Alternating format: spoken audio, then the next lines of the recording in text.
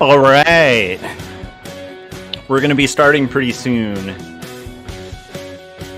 We're going to start with a quote. We're working on comics tonight, ladies and gentlemen.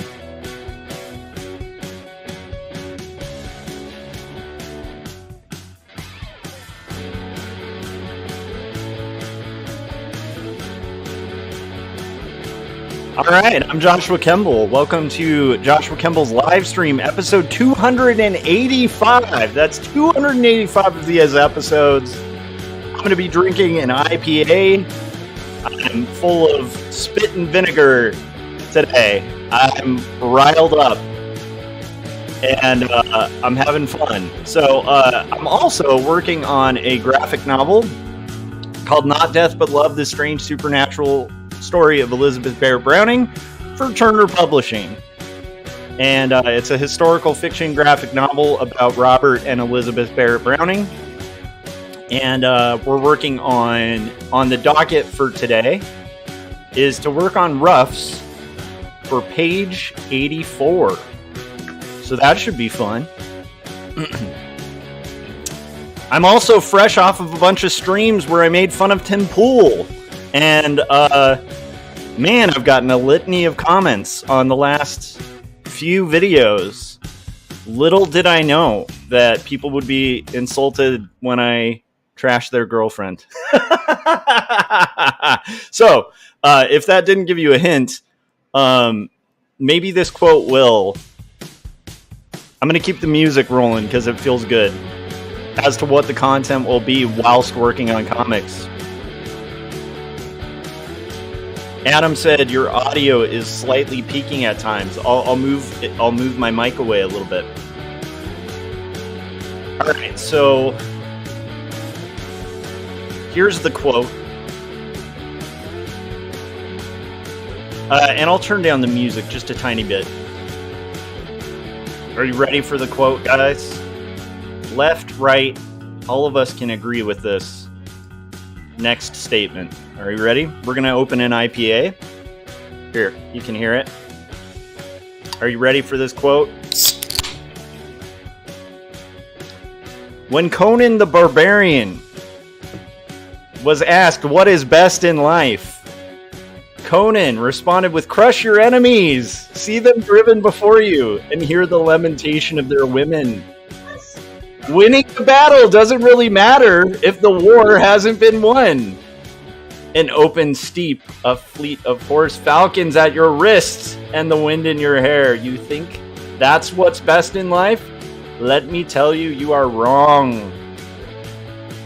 That was actually the song by Severance, but that first line, crush your enemies, see them driven before you, and hear the lamentation of their women. That is what Conan the Barbarian was taught is best in life. And guess what?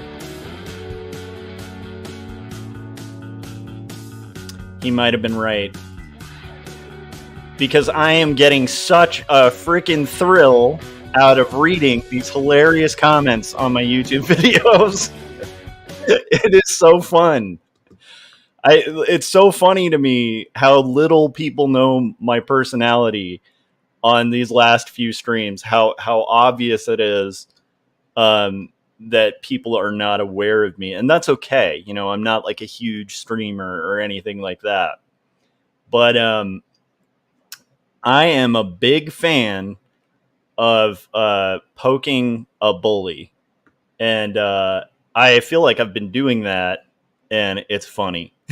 Okay. So, do I get joy out of crushing my enemies, seeing them driven before me, and hearing the lamentation of their women?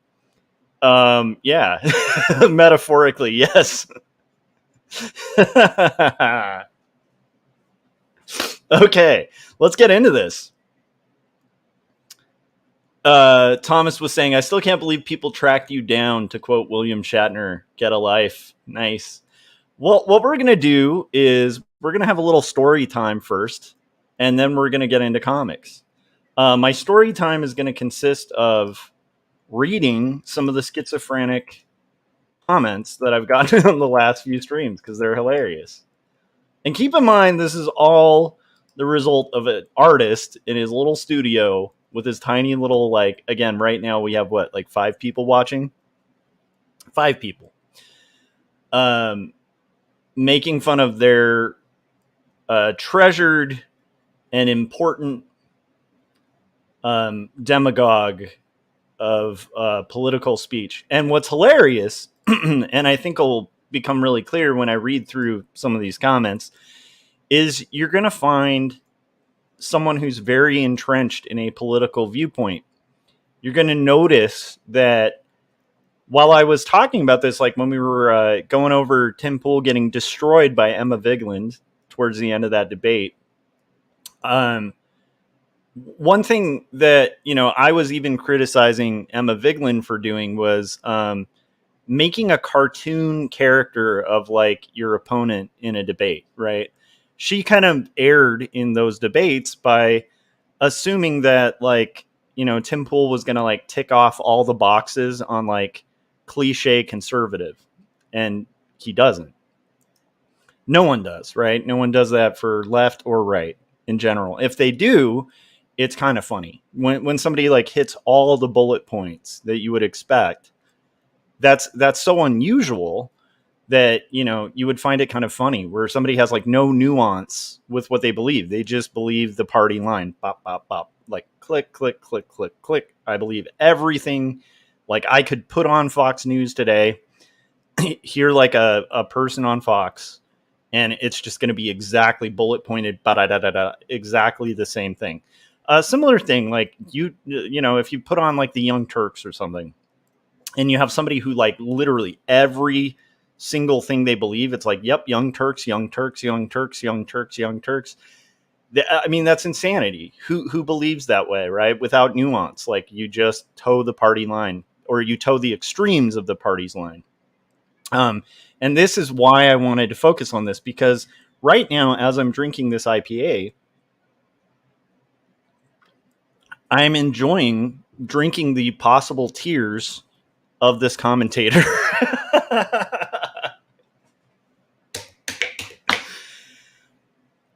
I'm not making safe spaces for people who critique safe spaces. I'm sorry. If you want a safe space, then stop complaining about safe spaces.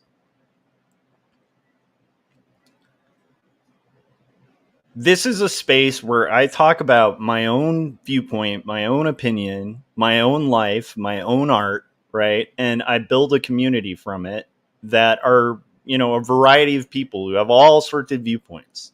And I love it. I love my art community on here. I like the group. I have Adam Lohr in the chats. We got Philip Chandler. We got Philip was saying somehow it doesn't sound the same when not done in Schwarzenegger's voice. I agree. But I don't do a good Schwarzenegger impression. I think the best I can do is like, get to the chopper. Anyhow, Thomas says, I still can't believe... Oh, well, we already addressed that. And then Adam was saying, I noticed one of the guys debating with you has a Calvin and Hobbes profile image. So at the very least, props for that. Agreed. Calvin and Hobbes is rad. I have a suspicion. Was it the Calvin peeing? But I'm here all night. That was my questioning the taste of the person making those comments. Okay, so let's get into... let's see, where does it start? I mean, it's crazy. It's like a novel, you guys, that this person has left. A novel of beauty that this person has left on my YouTube. And I like novels. I'm a reader. You know what I'm saying? So I want to get into it. I want to get into it with these comments so we can see the level of intelligence of a Tim Pool defender. Did I say Tim Pool? My goodness.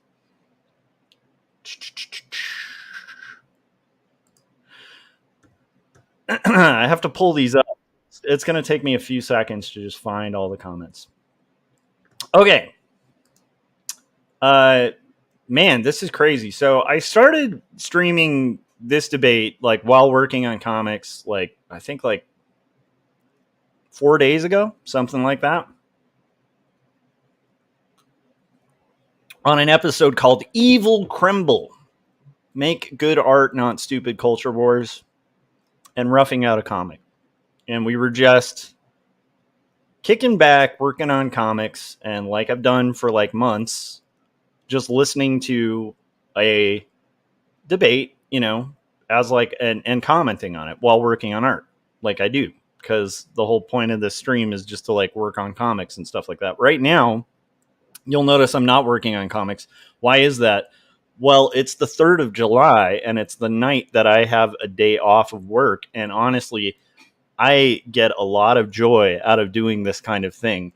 I don't think people realize that about me. I get a lot of joy out of it. I hold back quite a lot when I'm on streams, when I'm on Artcasters, right? Like, a lot of it's out of respect for other people and that kind of thing. But if you give me a reason to kind of take off the the cuffs or whatever and get into it, this is my kind of fight. Like, it's my favorite kind of fight. So let's do it. Like, I love it. I love it. If people want to continue to write novels in my comments section, it's great. It's content. And honestly, my last few videos have been getting more views. So that's cool. Maybe it'll lead to more book sales. I don't know. Regardless, I actually thrive and enjoy this sort of thing. I always have. I talked about that on my last stream a little bit. Okay, first, it's I can't read these in order, right? Because the guy was commenting on more current videos, and then he'd like continue his paragraph on like 3 videos later, and so he'd have like just comments sporadically throughout. So we're just gonna address our friend Chris here, and I'm gonna read his comments, and we'll kind of address them, and then we'll get into working on comics. Sound good? I hope that sounds good to you guys in chat. This is fun.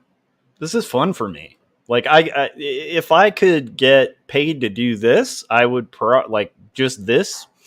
I might actually really thrive and enjoy that. Like, that's just kind of the way I am. And again, if you critique safe spaces, why would you expect me as an artist to create a safe space for you? That's insanity. Like, come on.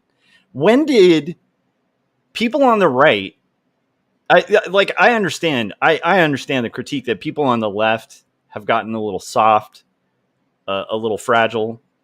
I totally would agree with that. Like, being a person on the left, I 100% agree with that. But when did the right become like these soft, like little nougats of like squishiness that like could not handle a commentator being made, like his stupid band being made fun of? When did this happen? Have any of these people actually like lived in hard cities, like had rough lives, like had conflict ever? Like, and then if they have, why would they think someone like me who's had those experiences would back down from a mild conflict? I love it. I thrive in it. It's part of why I'm able to be, at a high level as an artist, like on an art team, right? Like, you need to actually be able to kind of roll with conflict a little bit. I lean into it. Philip said, I'm surprised you're not on TikTok. TikTok is loaded with debates like this. Well, so is YouTube. Okay, let's get into it. And I'm just imagining this delicious IPA from the very right-leaning place called Bravery Brewing, which is local. It's one of the best like microbreweries in the Antelope Valley. And what's weird is I buy stuff from people who lean right and left. It's the weirdest thing. It's crazy. I know. It's like, when I'm buying a beer, I'm like, it's actually a good beer. I could care less about the politics of the person who brewed it. And it tastes even better with the tears of this commentator. Okay, let's get into it. So my buddy Gary in the chats had said Tim Pool's kind of the worst. And he thought Emma did well by kind of keeping her cool because a lot of his tactic is to kind of like flip people out in his show. So I kind of agreed, and then it starts in his comment. Okay, are you ready? I love this stuff. Again, I could do this all day. I mean, technically, I can't do this all day because I'm employed, so I have to go to a job, unlike the person who's commenting probably. But on my days off, dude, this is a vacation. This is a trip to Hawaii for me. Okay. Chris said she started in as trying to confront Tim Pool as if he was some right-wing demon. Let's stop there. Were we watching the same thing? This is not me reading his thing anymore. This is me asking an honest question. Were we watching the same thing? I feel like it started, and I re-looked at it, and so I think it started with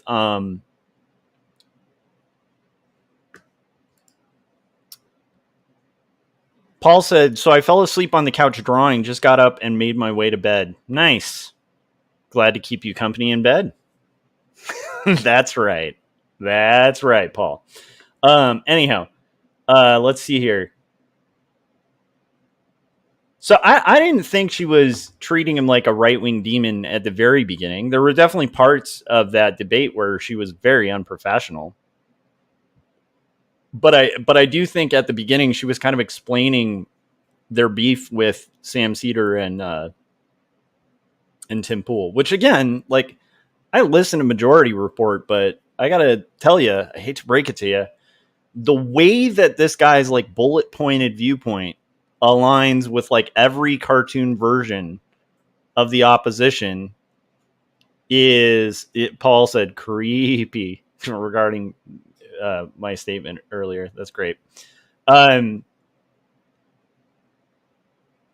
Unlike this guy Chris, like, I don't agree with everything the Majority Report says. I don't go on YouTube videos that are critiquing the Majority Report and go, oh my gosh, and start just hitting like left-wing bullet points. But we're different, me and this Chris guy. So, okay, yeah, I didn't think she was treating him like some right-wing demon, but she did do some low blows. And I think it's weird because there's also this weird assumption that like somebody should go into a debate and like there's not some kind of contest happening there or some kind of exchange. Like, yes, a debate's an exchange of ideas. Yes, and a good debate, a civil debate, everybody kind of keeps cool and tries to avoid the ad homs. But let's not pretend that a debate isn't supposed to be an optical win over an opponent in an exchange, right? It's like a boxing match. And yeah, there's rules to the boxing match, but understand a debate is like an exchange. It's an exchange, and it's a hostile exchange. It's not friendly.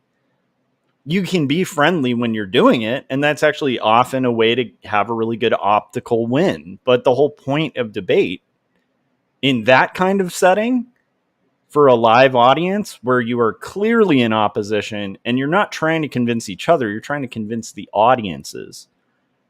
It's a fight. It's a very civilized fight. It's like a boxing match. There's rules. There's like, markers to the ring. Like there's times where maybe you used a cheap hit. That's why they call things below the belt in debate, right? It's because there's an exchange and it's not friendly, but there are rules to this exchange, right? And you don't want to do cheap shots, just like in boxing. Okay, let's continue. So I didn't think she started as if he was some right-wing demon. I think she just started by kind of explaining the beef between Sam Cedar, and probably because of the fact that it's weird that she was on the show and the main host of her show wasn't invited on the show. I think that's where it came from. Not defending the Majority Report. I could give two shits less about the Majority Report. I mean, I listen to it sometimes. I don't know. Okay, we're going to continue this reading. Thomas said, do you think there's too much attention on debate? What happened to having a conversation? I would say that's true, Thomas, except for the fact that I was listening to a debate. There is a difference between a debate and a conversation. But when you have somebody on to debate a topic, guess what? You end up having a debate. If I was having somebody on for a conversation on my like art show, great. Like we'll have a conversation, right? Maybe we can even have exchanges about things we disagree about. That's fine. And I would expect that. I might even temper what I'm saying a little bit for that conversation to flow, because there's like a flow to conversation, right? There's like a politeness to conversation. But if I were to have somebody on to debate, I'd expect that we're going to have some tension, because debates are tense. Like they're exchanges of ideas that are different. They're healthy. They're good to have. I personally, I think conversations are great, but people don't tend to tune in for conversations. Like from what I understand, I've had a lot of conversations on my YouTube channel, and I haven't gotten a novel written in my comments section in response to those conversations. But I watched one debate and I got a novel. So I think that's why there tend to be more kind of heated debates, because it gets views, right?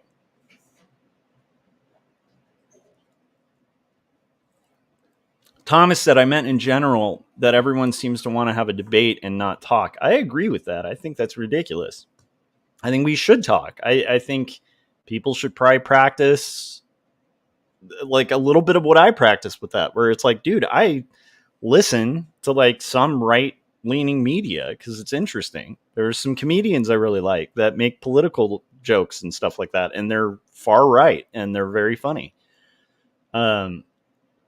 I don't have a problem with that. In fact, I think it's really informative, because when I get in a conversation with somebody who has a different political viewpoint than me, I'm able to kind of see things a little bit from their perspective.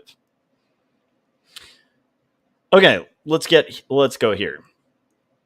Okay.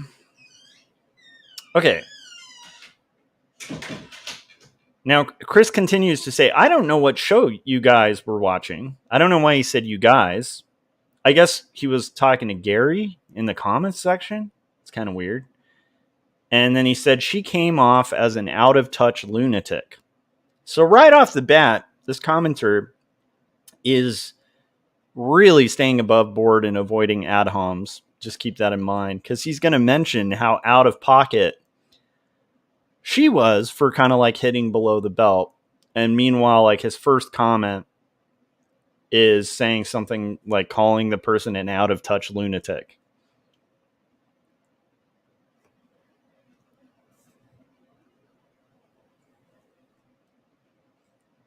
Oh, these tears taste so delicious. Okay. Chris continues to say, by the way, this is not my friend Chris Caligula. I just want to be really clear about that, because there's a Chris in my circle, and I want to make sure that people do not confuse that. So Gary just kind of responds with like, hey, right-wing demon and out-of-touch lunatic seems a little hyperbolic. And then the response, I hope you guys are enjoying this. I enjoyed this so much that I have a graphic novel that I have to draw. And I am pausing that process just to like, just to breathe in the triggered, just fragile comments here. Well, okay, this is me reading comments again. I need like a cue for that. Everybody in chat still there? You guys good? Are you entertained? I hope so. Well, that is convenient for you. I am sure, he said sure in quotes, which is always a really good sign when you read a comment and somebody's like, yeah, sure it's a great thing. I love the fake quote mark thing. It's so like pretentious and stupid. I'm sure you would, since you think this is me quoting the comment. Tim is the worst. Again, another quote, which by the way, anyhow. And Emma did a remarkably good job. ... She did not. Hold on a second. Let's make this more entertaining. Do.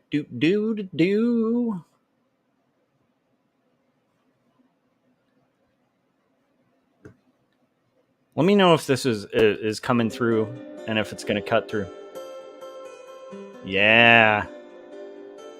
Do you guys feel like that's good, beautiful music to read these comments? Gosh, this IPA is really good.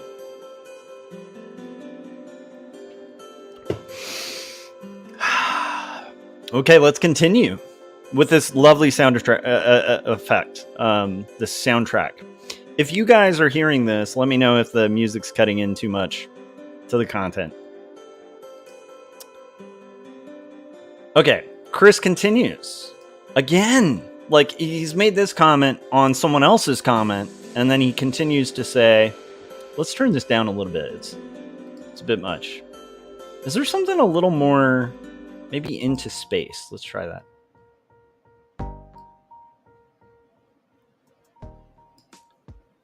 There we go. After Emma introduced herself, she brought up Tim's music first, not him. I'll own that, honestly. That's me cutting in now. He said that. You're right. I accidentally got the order wrong on that. She did bring up the music first. I think in context, it was just kind of explaining the beef. Nice. Philip said, music is low and not intrusive. Good. It needs to be low. This was the start. This is me reading again, the comment. This was the start of a bad-natured discussion that the majority report does. ... You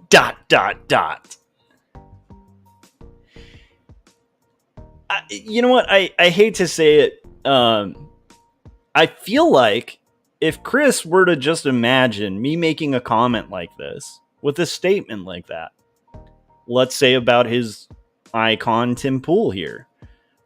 If I were to just start off and be like, this was the start of a bad-natured discussion that Tim Pool does that put you on a footing where you really are going to take anything said afterwards seriously? Because it doesn't for me. But let's continue. Let's go past your ...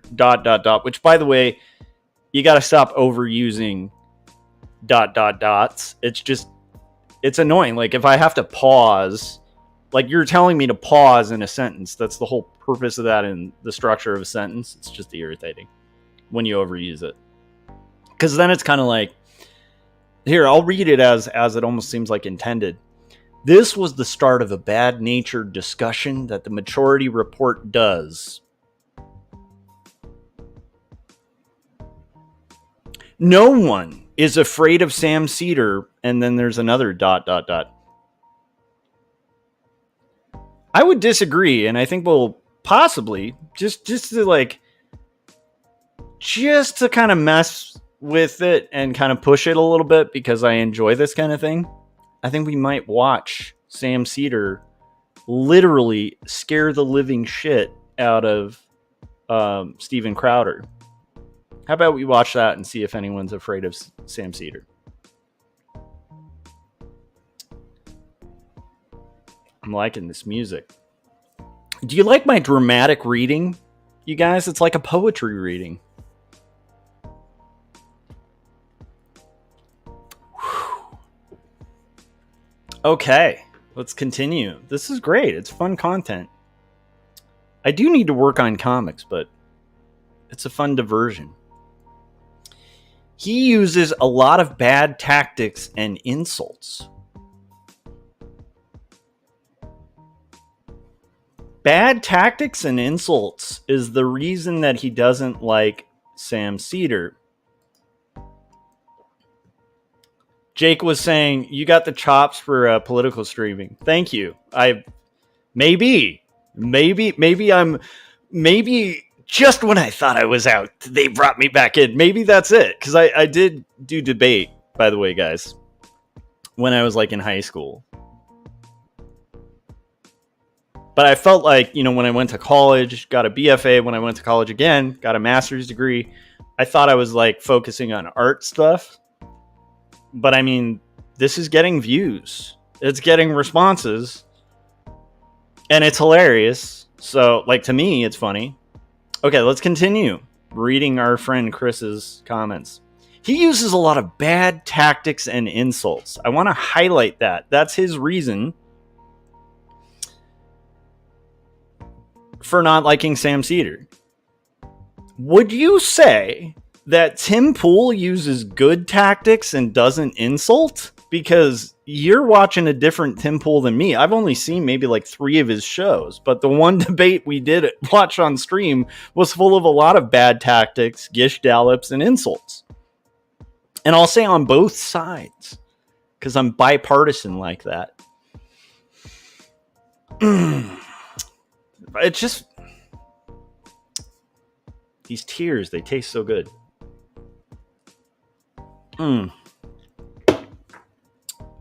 Emma assumes Tim is mad at Sam because he insulted Tim's music. She doesn't assume it. He's done content on his show about it and had meltdowns about it on air, and she's bringing it up at the beginning of the stream. And he's so triggered by it. Like, she wasn't wrong to bring it up. He's so triggered by that throughout that entire exchange, he keeps bringing it up over and over again. He, like, justifies it by being like, well, you were just making fun of it because it was mixed really wrong, and if you mixed it better. No. She's not assuming he's mad. She knows he's mad, and she's using it as a tactic, a dirty tactic. I'll give you that. At the beginning of the debate to get him a little triggered, much like Tim does with most of his guests at the very beginning. Jake was saying, if you want to suffer brain rot. Yeah, no, to be clear, Jake, I don't plan.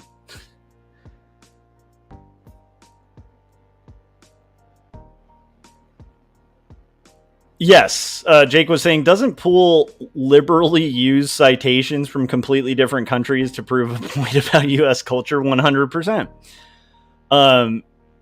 Jake was also saying, if you want to suffer brain rot in regards to doing political commentary, don't worry. I plan on being a cartoonist.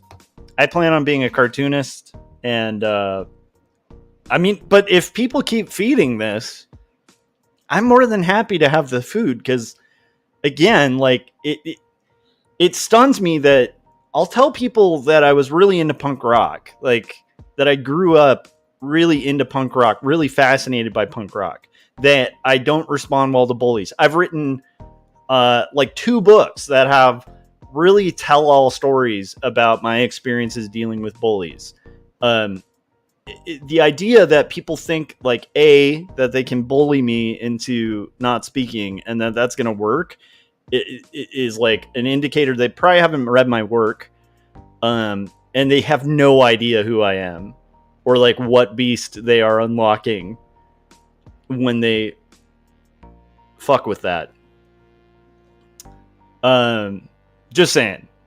So if people want to continue, that's fine. I can do political commentary on top of comics.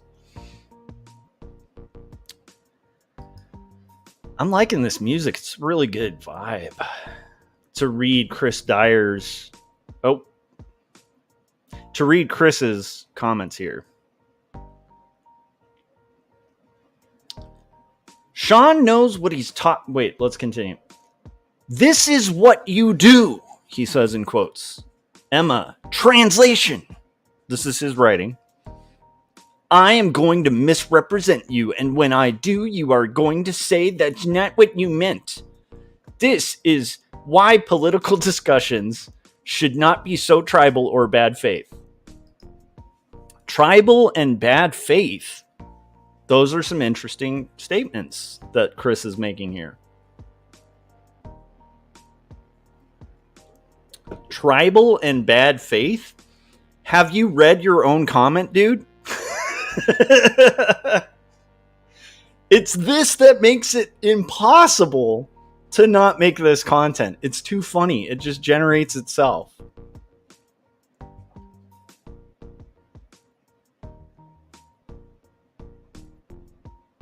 Speaking of tribal and bad faith, let's go back to the first comment on this thread. She started trying to confront Tim Pool as if he was some right-wing demon. I don't know what show you guys were watching. She came off as an out-of-touch lunatic. Flash forward to the criticism of, this is why political discussions should not be so tribal and bad faith. Well, Chris, I gotta ask, do you feel like that was good faith? That earlier comment? Sean knows what he's talking about for crime. This is continuing our novel here. This is all in one YouTube comment, you guys. I feel like this guy's writing a script for a comic book in my chats, in my comments. The diary of a parasocial viewer. Thomas says, I used to watch Tim Pool a lot, but he grew tiresome, and some things happened there at his organization that showed his true colors. Nice. And Thomas, here's the thing that's great. You and I disagree, and yet you watch my stuff. You support my stuff. I'm kind of the same. I'm of the same ilk. Where if I like something, and it engages my mind, I'm kind of okay with it, like regardless of like where it stands on the political aisle. Okay, we still have the music though, so this is still reading time, guys. Story time.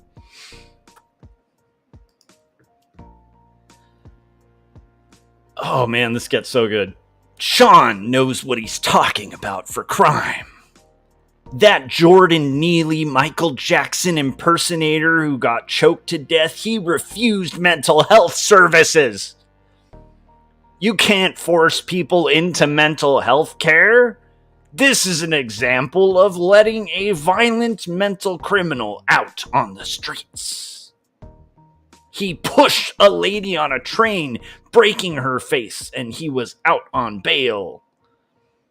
So, this guy's comment is kind of proof of why I kind of think from the one time out of like 4 times that I've watched Tim Pool, he seemed kind of bad faith. Because there's one example that he has in his mind, this guy Chris, that is one incident that he has blown out of proportion, like an incident of violence. It sounds horrible. It sounds terrible.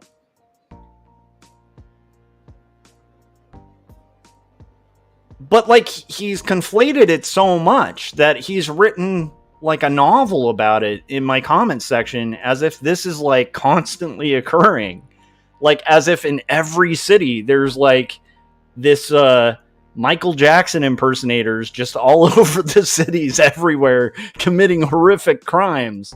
And again, this just shows me like a really dug in stupid political viewpoint.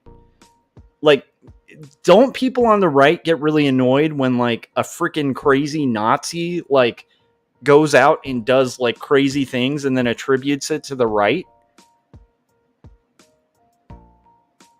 Why would like, you know why that bugs people? Because it's one stupid isolated incident that people are conflating to like an entire thing.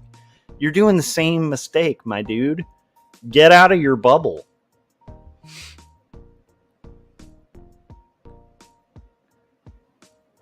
Chris continues. Also, a lot of this public housing places are completely trashed by people because they don't appreciate things that are given for free.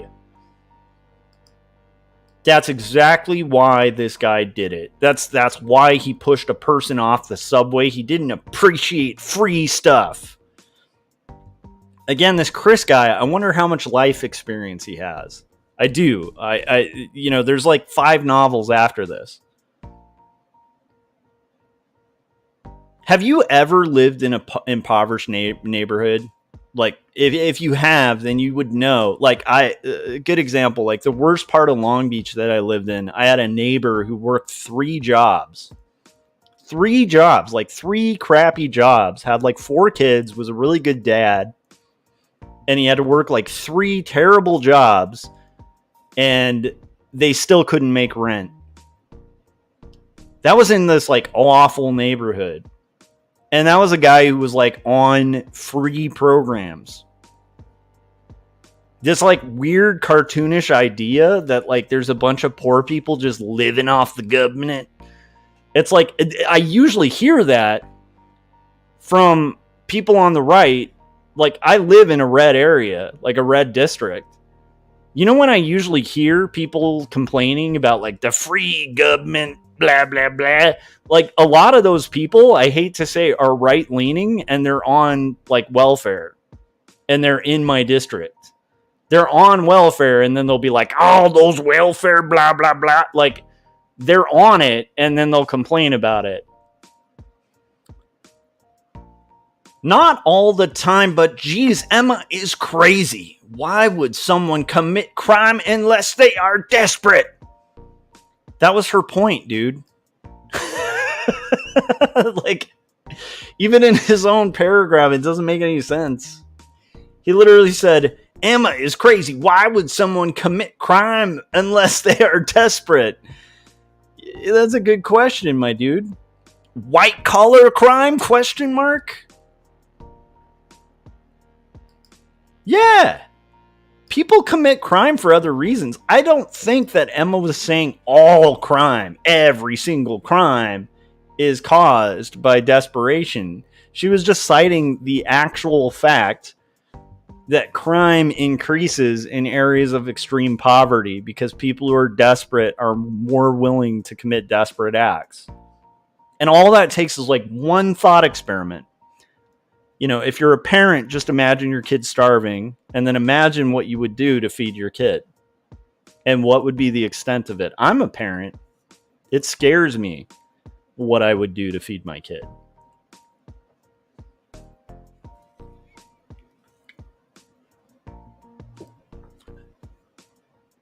I love this. Jake said, I think the attribution to a particular political wing is and the conflict and the conflation, I'm having trouble reading your stuff, sorry, is the result of 1, low media literacy, 2, negativity bias, and 3, virtue chasing. I agree. Okay, let's continue here, guys. Someone rips you off? Question mark? They do it because they can get away with it. Is that... You think most people, like, in poor neighborhoods, when they commit acts of violence, are just doing it because they can? Let me just quote my brother, who was an LAPD officer.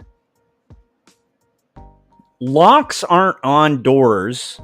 This is an LAPD officer who said this. Locks aren't on doors to prevent bad people from breaking in.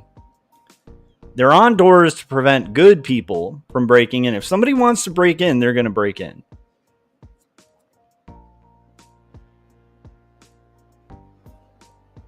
The point being, the guardrails that Chris is talking about, you're right, those work in society. It's good to have some guardrails, right? Some sticks. You got carrots, you got sticks. Carrots are rewards for good behavior. Sticks are like, don't do that, SWAT. Or maybe it's cops, or maybe it's like jail time, or maybe it's whatever, but it's a bad repercussion for bad things. That works really well to keep good people from otherwise doing bad things. But if someone's intending to do something bad and they're starving They will find a way to get food. It's a weird thing about human beings. If I'm starving, I will find a way to get food. And if that way has to be illegal, maybe that's the way we go. Because, you know, your rationality, your conscious thought, it can go away in an instant if you're starving. Okay? I don't think that's a partisan statement. And honestly, I think it's really suspicious to hear somebody make the claim with their own lived experience that poverty and crime aren't at least correlated. That just shows me you've never lived in a poor neighborhood, or if you have, you're insane.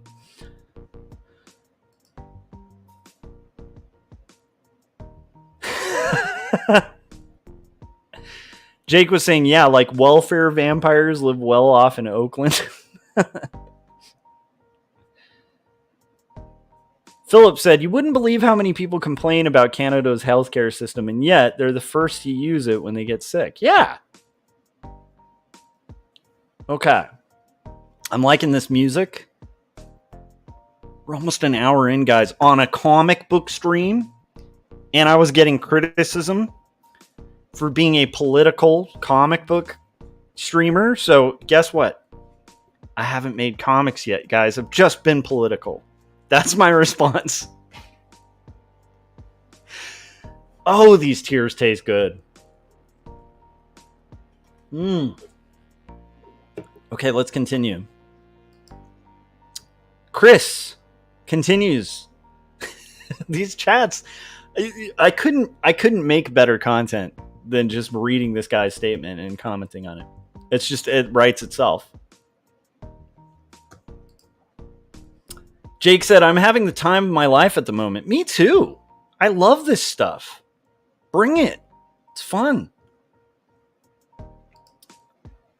That is why poor neighborhoods have more crime. I have lived in poverty-stricken neighborhood.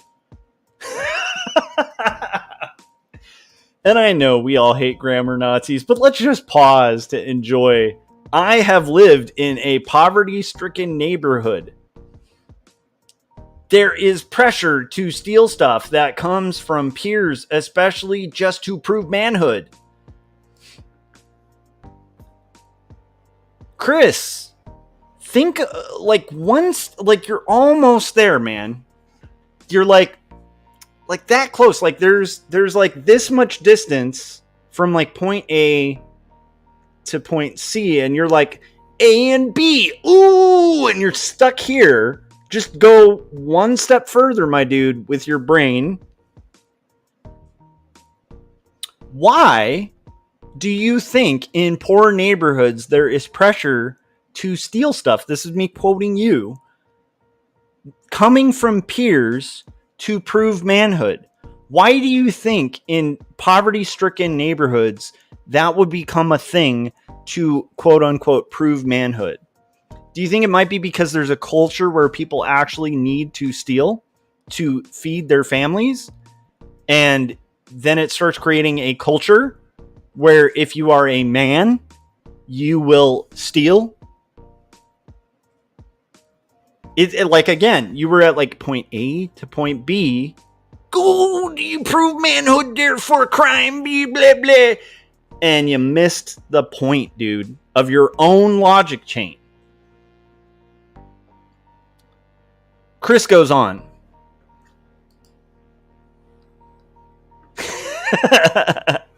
Jake said, we should check Chris's stats. His intelligence must be like 9 and above. It isn't desperation. I had a kid threaten me with a razor he kept in his mouth because I didn't steal from the local store. Yeah, dude, I got jumped in a gang initiation. I don't give a shit about your personal history. It doesn't make your logic any better.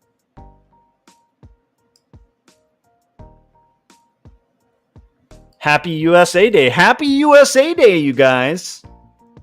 Chris, if you're listening, you've commented on like 10 of my videos. Happy USA Day to you, my dude.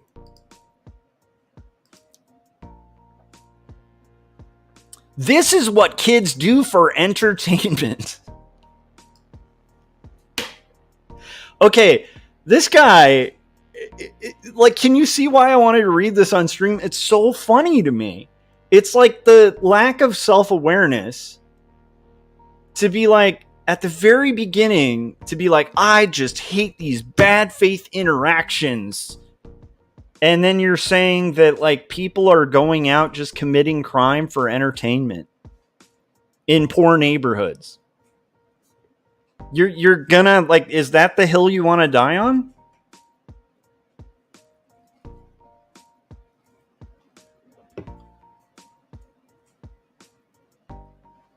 Just for entertainment. Okay, and then he says, I will watch the next one. I think I mostly agree with Thomas Adams in the chats about just everything. Well, I'll give him credit. I think that Thomas Adams, Chris, probably wouldn't agree with you. That's my guess, like hearing Thomas, because I think Thomas is actually pretty objective. But good on you, my dude.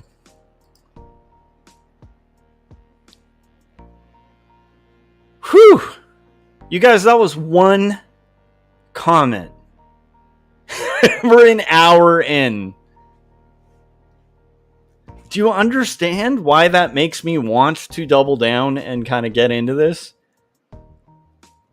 I like to respond to my comments. Are you guys digging the music? Thomas said, don't bring me into this.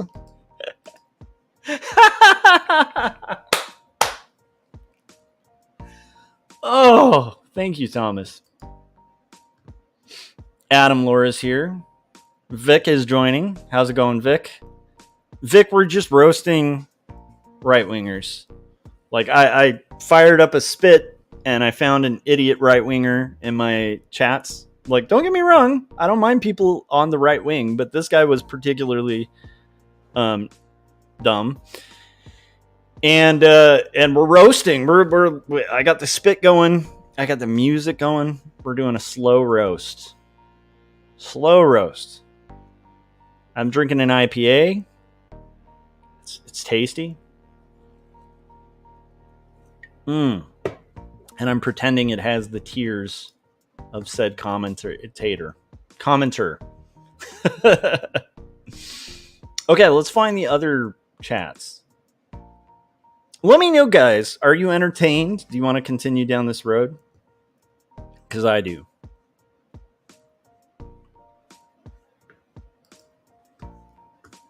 This music's kind of awesome. So the one thing we're going to do, we're going to continue the Ballad of Chris. Jake said, I've had my slop now. Nice. Okay, ladies and gentlemen, we're at the hour mark. We're an hour away from America Day, which I'm really excited about. Thomas said, remember, I'm not right-wing, I'm a right-leaning libertarian. Yeah, and like, Thomas, you're a cool dude. So, yeah, Jake's saying, let's go! I love it. Okay, so here's what we're going to do. We're going to play a trailer. I have to remember, this is called Into Space, the soundtrack. So, ladies and gentlemen, if you are entertained in the slightest, I ask that you hit that like button, hit that subscribe button, hit that bell so you get notifications. I would love it. I know it's a lot to ask, guys, but I would love it if you guys chose this moment to super chat like $1, just so that we're making money off of somebody spamming my YouTube and trying to, like, give me a hard time. It would be fun if I actually made money on that, other than the advertising revenue. Do at your discretion, but just imagine how fun it would be to send that $1 and how much that would irritate the commentator here. Okay, we're going to continue the Ballad of Chris in a second. We're going to watch the trailer for Jacob's Apartment. And then we'll continue my political comic stream.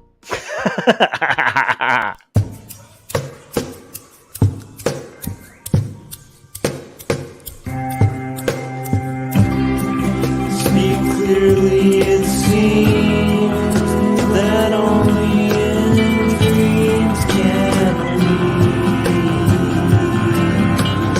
be these things we've seen and walk around breathing things. I don't know the part to play in this heart of mine. There's dissonant things, they split at the seams.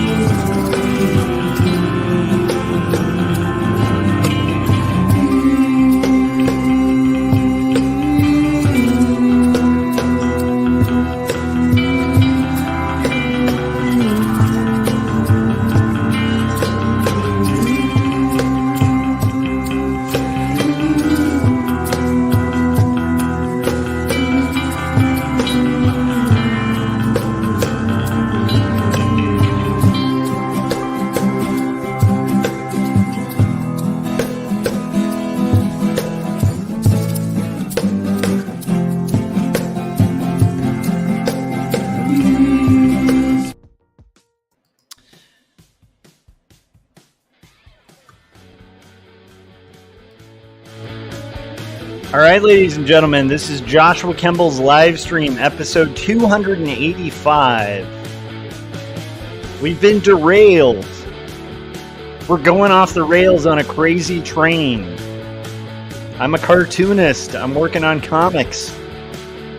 Tonight, hell or high water, I'm going to be working on roughs for page 84 of my graphic novel written by Lavender Vroman, called Not Death But Love, The Strange Supernatural Story of Elizabeth Barrett Browning, for Turner Publishing. I have 2 graphic novels that are currently out. We will play trailers for them occasionally. If you want to support the show or support my art, feel free to buy Jacob's Apartment or 2 Stories. I take super chats in chat. If you can't super chat, just hit the like button. It's free. And aside from that, before we get into comics, I've been derailed, as I said, in a good way. I'm enjoying the derailment. To address some controversy from me making fun of Tim Pool.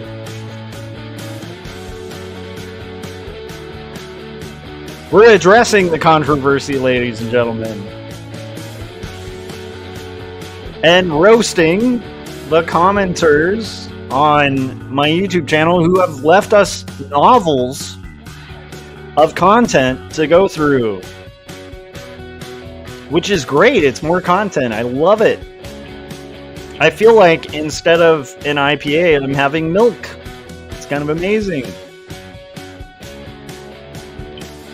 Okay.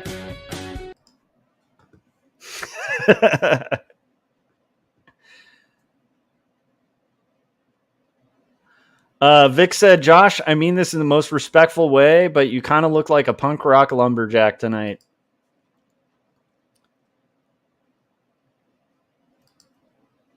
I feel like I should call these segments in honor of Vic there.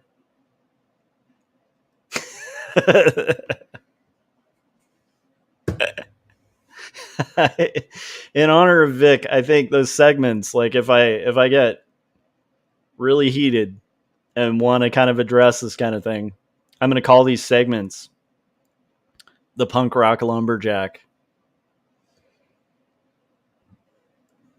in the most respectful way possible, said Adam. There's a couple things in chat I want to address that are awesome. Philip Chandler said, hey, I'm not a centrist, but I tend to annoy both sides. I lean more left. You know what's crazy, Philip? We're really, really similar. Like, we're really similar there.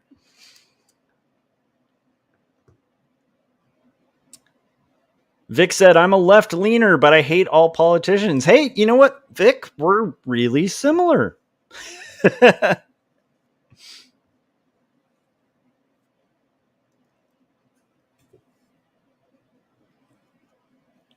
I'm a lumberjack and I'm okay.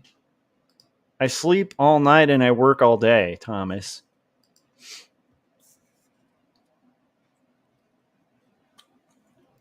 Thank you for the cue there and the Monty Python reference. I was really fortunate in my art career to have been invited a long time ago by Gallery 1988 to do a tribute poster to Monty Python, and it was one of the highlights of my life. I met Eric Idle. I've got photos of me hanging out with Eric Idle. It was awesome. Monty Python, one of my favorite things on the planet. I grew up on Monty Python. I cut my teeth on Monty Python. And I have to admit, to transition back, this this novel by Chris is as funny to me as like a lot of Monty Python sketches. So we're going to put on our music and we're going to get through it, guys. We have to get through this before we get to comics. And I understand if people are limited on the budget, but understand this is going to be a beast to get through. Like, it's going to be a beast.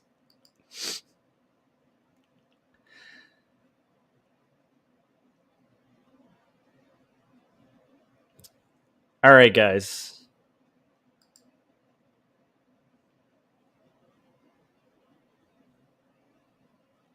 Let's do this business. We're going to put on some nice music.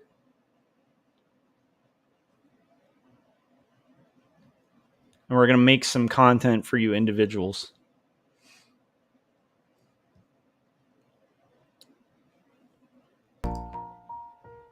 Okay, we got our music again. We're back in the vibe. Chris vibe.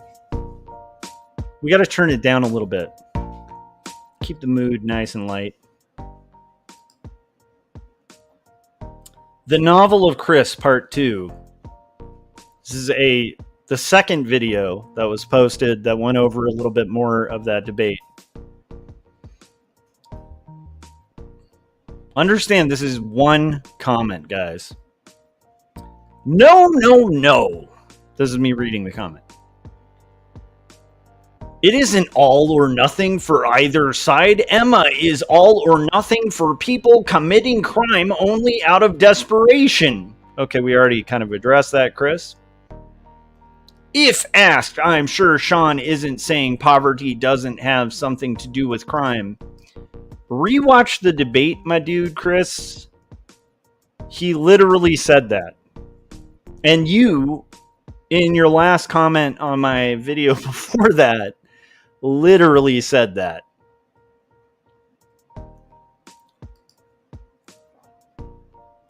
You actually made the claim that most people are committing crime for their own entertainment. My dude, Chris.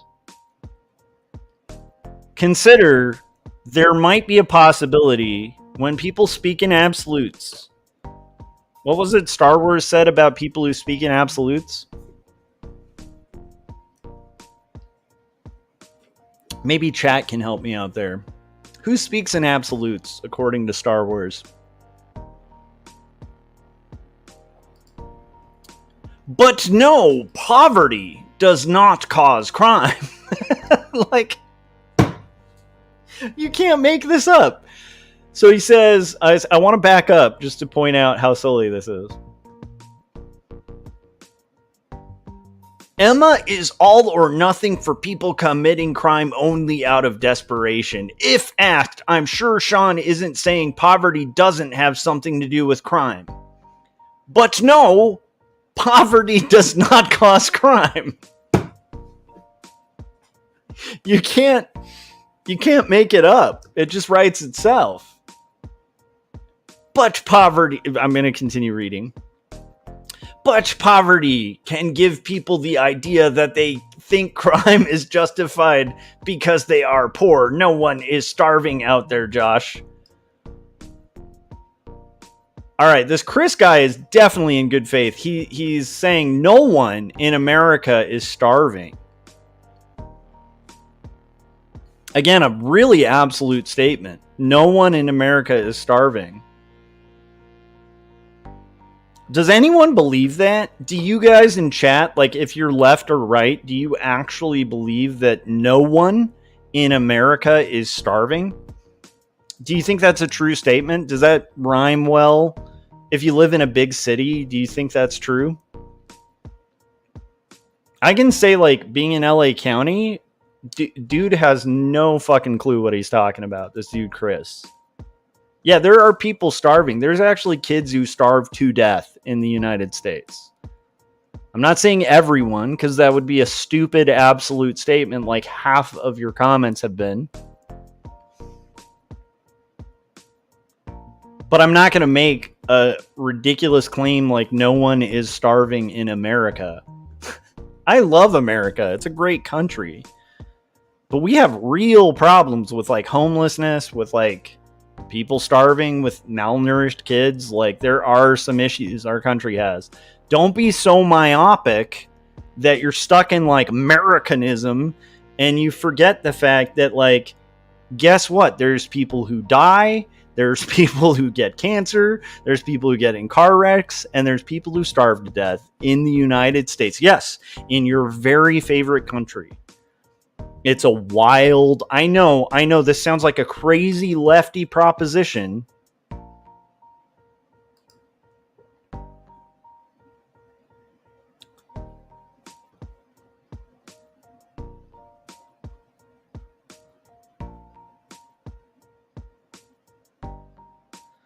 Jake was saying, I don't know, Josh, I need to communicate with the broken windows to find out. Vic said, nah, people aren't just going, yeah, stealing bread not to starve to death is dope as heck, boy. Thomas said, not just in the big city, there are very poor areas of the rural part of the country that are going hungry as well. Thomas, but you lean right. You're a libertarian. Oh my gosh, we can't be in agreement about this. It couldn't be that this Chris guy is a lunatic. It couldn't be that he's so hedged in partisanship that he can't see clearly.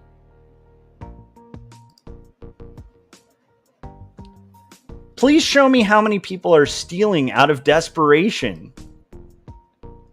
So now he wants me to, like, stop my comic, go online and research for like 3 hours to find out the amount of people who die of starvation in the US. And then keep in mind, right after that, he says, period. It's not all of them. This is the most like rhetorically honest thing you can do. You can say, no one is unhappy. Do the research. Look into how many people are unhappy. It's not all of them. Okay.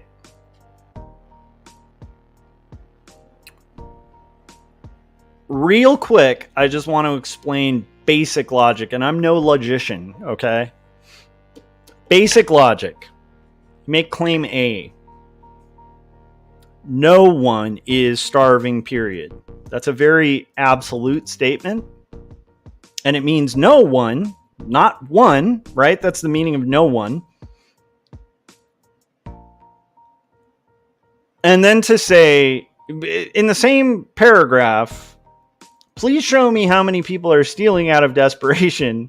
And then to say, it's not all of them. Okay, so basic logic, you've made two claims. One, no one is starving. And two, not all are starving. Okay, so that is logically incoherent. You can't have two contrary things that are true, right? It's either not all or no one. So I'd employ Chris to kind of decide which claim he's trying to make there.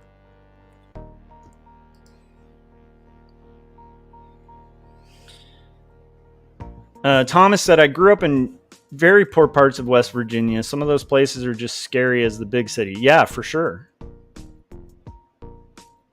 I have a buddy who teaches at OBU in Oklahoma, and there's like some heavy crime in those areas. A pretty common occurrence there is like people will go onto properties and like steal trailers and stuff.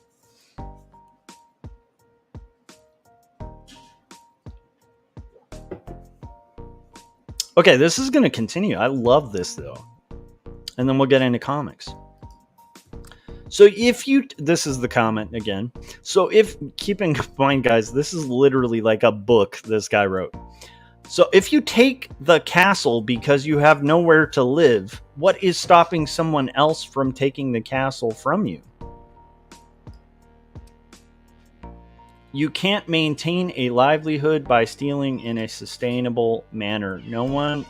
Not everyone has this option of the mafia or whatever either. No one, Chris, just to be clear, is claiming that crime is a positive thing. I don't know if you misunderstood. And no one is claiming that, like, if you commit an act of anarchy and overthrow something, that there's not prevention of something being overthrown again. Like, that is kind of the cycle of violence. Again, you're like, point A, point B, and then you get stuck on B, and you don't take the one leap further. So, Chris, what would you call it if people are desperate? They're committing crimes. And those crimes only lead to more crimes being committed. And they don't solve the problem. What would you call that? Would you call that like maybe a cycle? Like maybe a cycle of violence that originates with poverty and kind of stays cyclical in certain areas of cities? Wow, Chris, you're more like progressive than I am. With this logic, if you just followed your own brain to a conclusion rather than staying entrenched in like some political partisan nonsense. This is going to go on. It's going to go on for a bit, guys. My man's Chris done lost the plot. Thomas was saying, I know a positive feedback loop. Exactly. Okay, he continues. It's so funny how many like bullet points of like ideologues he's just like chiming through without thinking through what he's saying. How about mass shooters? Should they be held without being convicted? Takes time to get evidence. Should we release them until then? There was also cases, there were, but that's okay. I don't want to be a grammar Nazi, but there were also cases, but we'll read your novel more. There was also cases where people were released with no bail that go out and steal more and commit more serious crime. Like Emma is a conspiracy theorist. She believes the whole system lies if it affects one group over another. That I can't even parse. Like, he's talking about people.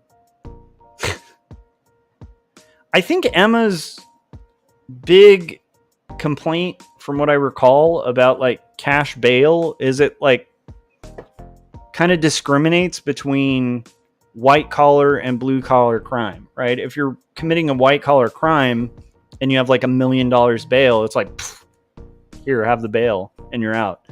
Whereas if you're poor and you have like $1 million bail, shit out of luck. You're held without recourse and trial. I think that was her point. But again, you got to get out of your little like locked like ideologue nonsense.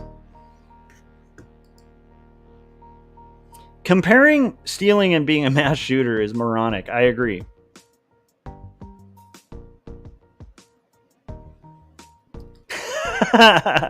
Let's give him credit. He must have been chief in his political club at a great school sponsored by Gatorade and Coors. Well, he's definitely full of a lot of electrolytes here. They are talking about illegal guns, not legal guns for this. There is a clear difference. I'm just wondering if he's like firing off this as I'm going. Like, think about transitions, my dude, as you're writing.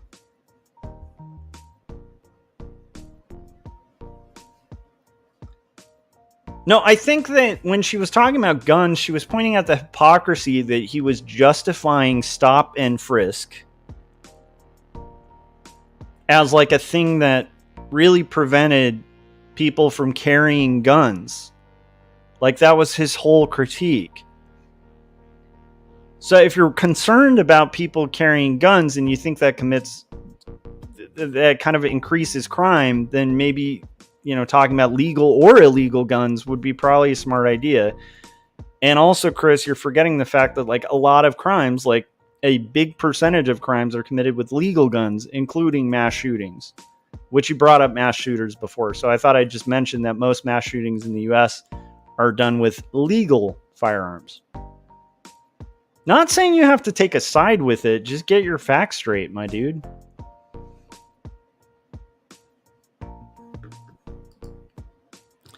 Vic said, how does a high schooler have better logic than this man?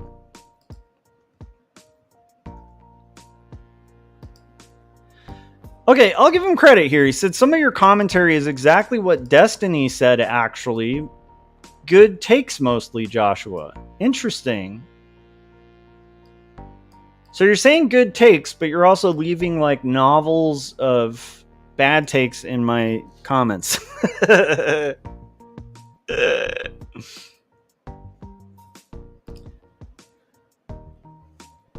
Thomas was saying, are you sure this guy is right wing? Stop and frisk, it's still unconstitutional. That's the thing. He was all triggered about the Tim Pool thing. And I think even Tim Pool was on Emma's side with that. I think he thought it was unconstitutional. I think Sean was honestly, I felt like Sean performed pretty well, but that was one of his takes that's really hard to defend if you're like a pro-constitutionalist. Even if it, say, prevents a ton of crime, like if you're like a guy who's all about the power of the Constitution, kind of like freedom of speech, there's costs to our freedoms. And if you value that freedom, like this is the argument, like again, this is what bugs me about this Chris guy's like entrenched viewpoint. I can think outside of my own viewpoint.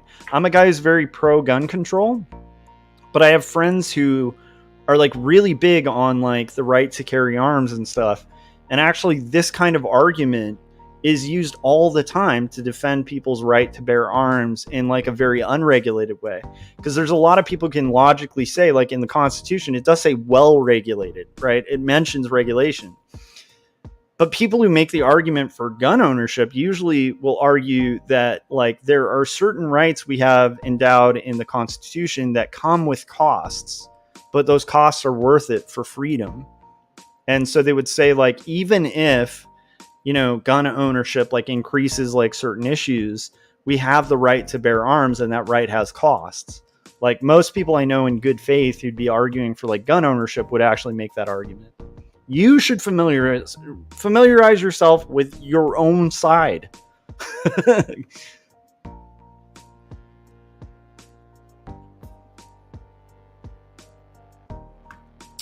Chris reminds me of that guy in the room that talks for talk's sake with no filter and no forethought, says Jake. And then this is nuts. He pivots. You guys, we're halfway through the novel here. Now I'm kind of regretting that I've committed myself to reading this novel. It's just going to take so long, but it's entertaining. I really do need to work on my comic, though. A lot of the trans issues is that Republicans, if you're saying a lot of the trans issues, it wouldn't be trans issues it would be trans issues are, my dude, not to be a grammar Nazi. A lot of the trans issues is that Republicans don't want kids permanently damaged. Doesn't matter if it's a small percentage. Seems like it is growing. Seems like does not make a point, my dude.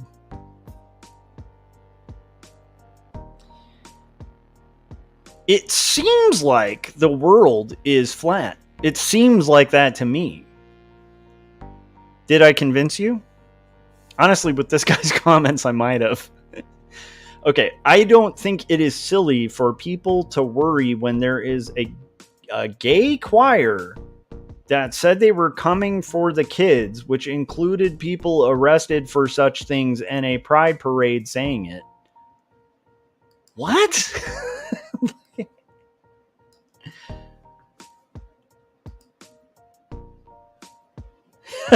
Jake said, this isn't a novel. These are blog entries that escaped their confinement. Drama for the views, my man. Drama for the views. Hey, I'm leaning into it. That was from Vic. This is the opposite of allowing people to live and let live. It is big government to...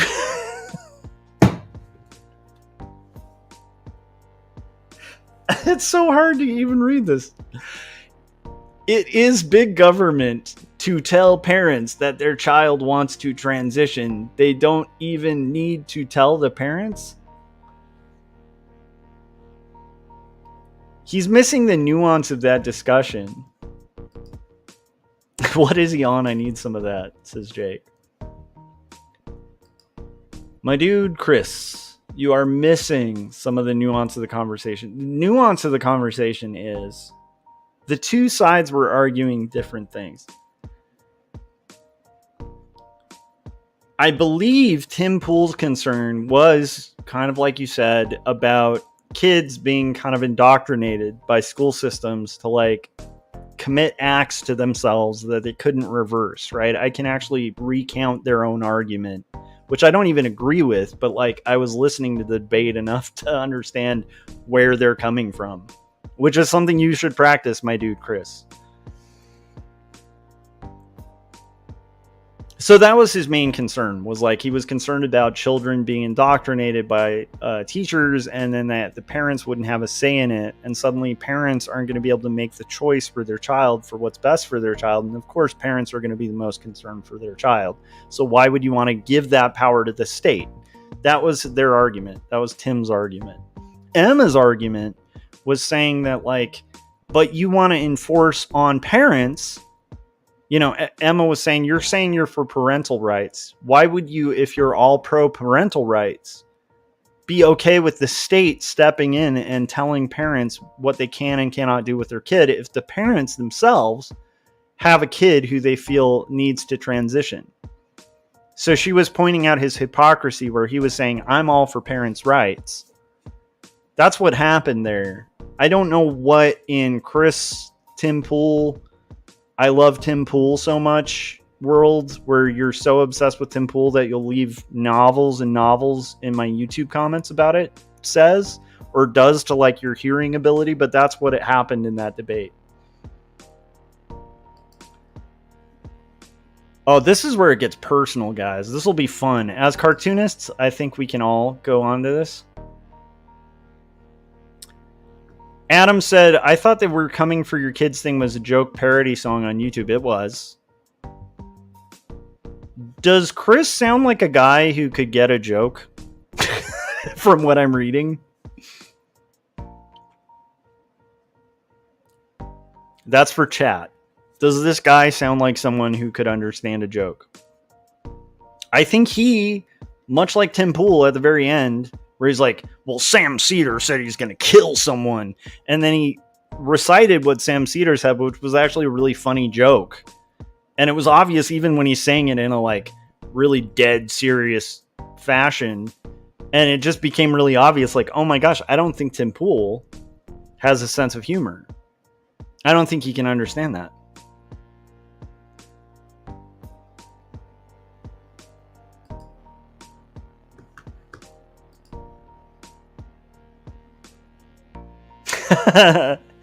Vic says he sounds like he probably reads out lyrics of rap like Shapiro did.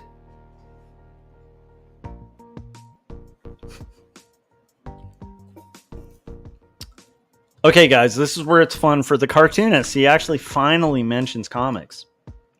He says, "Do you know why Mouse was banned?"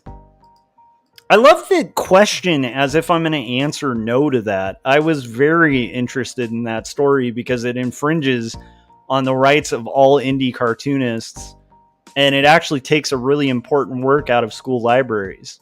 So yeah, of course I'm going to pay attention to that. But of course, this Chris guy is like, "Do you even know why Mouse was banned? The news said nudity, but it was a drawing of a person in the bathtub after offing themselves." Yeah, actually, Chris, Mouse is one of my favorite books, and I wanted to clarify. It's actually where Art Spiegelman is talking about his mother's suicide. And so the right-wing spin on it like it was some sort of filthy nudity. And the way that they spun it to ban the book was the idea of it being this explicit nudity that people are going to like beat off to or something. And no, it was actually an image of his dead mother in a bathtub after she killed herself. I don't think a lot of people are finding that hot. I don't think that was a justifiable reason to ban a really beautiful book. You're talking to a cartoonist, my dude, Chris. You think I don't know what Mouse is? You don't think I've read the freaking Pulitzer Prize winning graphic novel that made inroads to almost every bookstore in the world? You're in my arena, my dude, Chris. You're in my arena. I'm a cartoonist. Of course I've read Mouse. Of course I followed that story. If you're on the side of banning it, like whatever you think of the book, you're on the side of banning books and comics. You're the enemy, in my opinion. You are the enemy.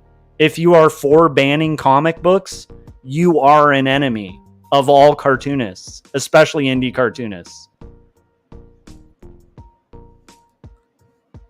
This is even more niche than the trans issue. I don't think you understand the issue. No, my dude, you just dove into a deep end where I have more understanding of that issue than you could even dream of having.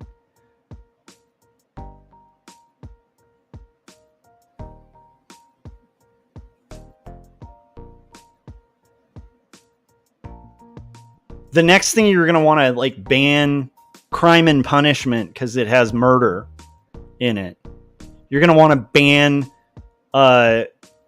Catcher in the Rye because Holden Caulfield says the F word in it. I know you're kind, Chris. I know you're kind. I know that you're going to hear Satan backwards in rock and roll and try to recreate the satanic panic. I know you're kind, my dude. I'm in my 40s. I lived in the 80s. I know your type of conservative. My friends who are conservative hate that type of conservative. And the idea that you'd even have the gall to say, I don't understand Mouse, and I'm a graphic novelist, and I didn't follow the story, you're just making wild assertions, my dude, and you're making it really clear that you are the person who needs to read Mouse. You're like, the news said nudity, but it was drawing of the person in the bathtub. Yeah, if you had read Mouse, you'd say it was the drawing of Art Spiegelman's mother in a bathtub after she had killed herself because he was explaining the impact of her suicide on his life. But you want to play like I haven't read Mouse. You want to play like I'm not a cartoonist, that I'm not actually a person who loves comics and has read comics my entire life, particularly indie comics. Oh, let's open that gateway.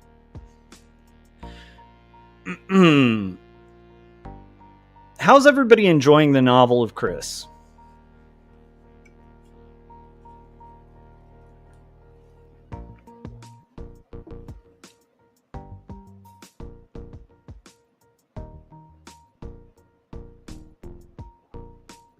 Yeah, Thomas was pointing out, I watched the unedited films from the liberation of the concentration camps. It's very disturbing. I have a feeling we'll get into this.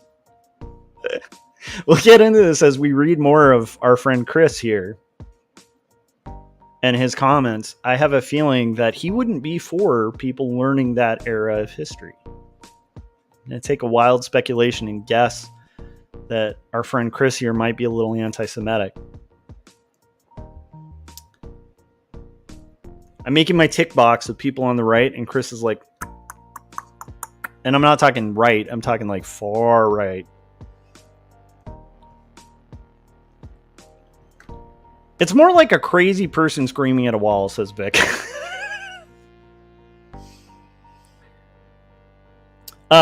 Jake said, so far I'll give it a good read rating, 1 star, lots of grammatical errors. Yeah, I agree. But let's give it a chance. You don't want to judge a book by its cover. Okay, ladies and gentlemen. It is kind of exhausting reading stuff on stream. I don't do this a lot. As much as Chris thought I was a political commentator, I usually am working on comics and just kind of talking off the cuff and maybe watching something and commenting about it.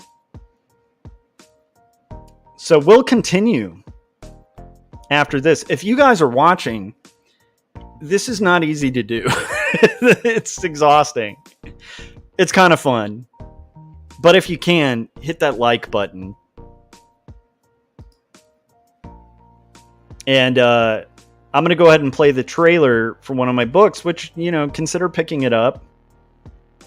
One of them, hopefully doesn't get banned in schools, talks about suicide. Horrible stuff, like Chris was talking about in that horrific book, Mouse. That's sarcasm, Chris, just in case you're watching. I know you have trouble with humor. Here's the Christmas trailer for 2 stories. And I'll be right back.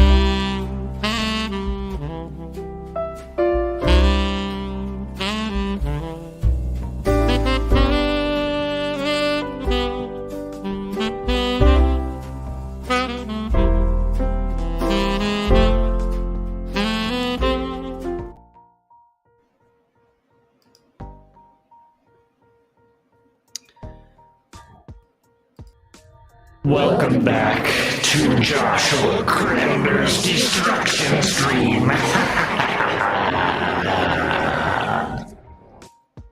We're reading some troll comments left on my last few YouTube videos and critiquing them.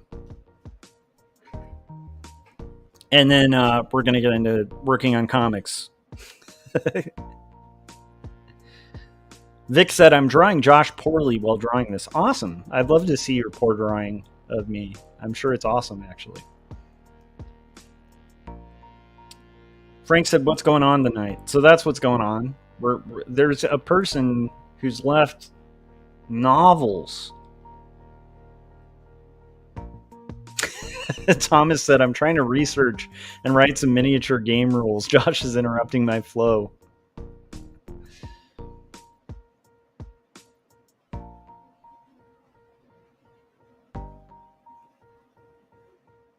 All right, guys.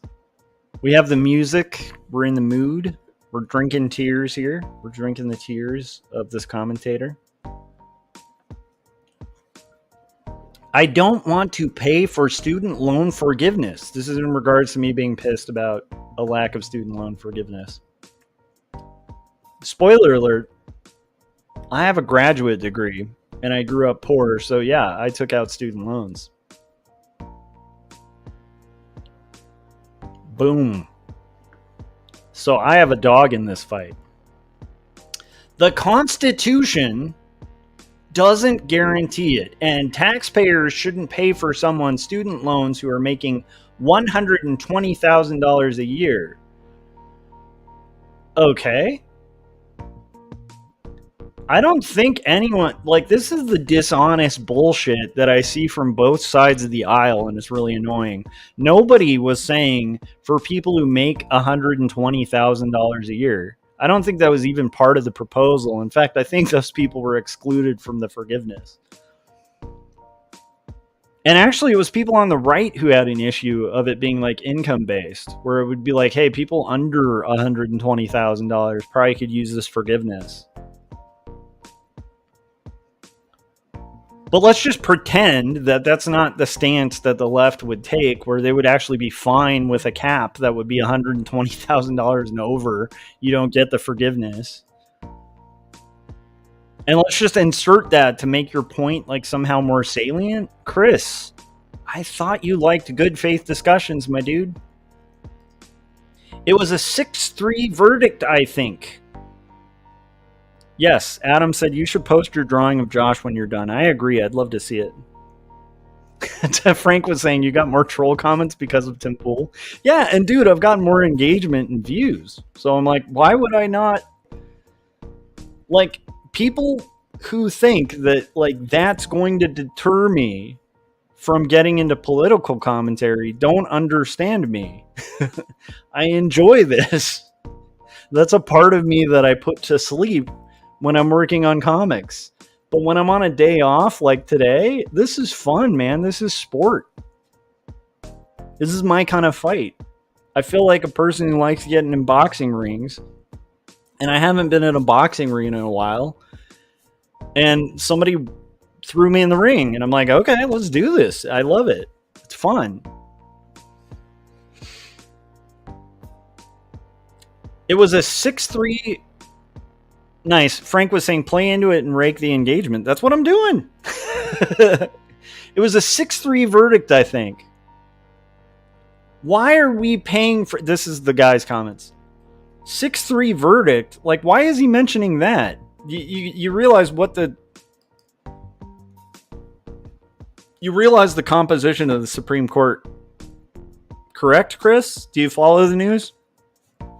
Do you understand that it's a majority conservative Supreme Court?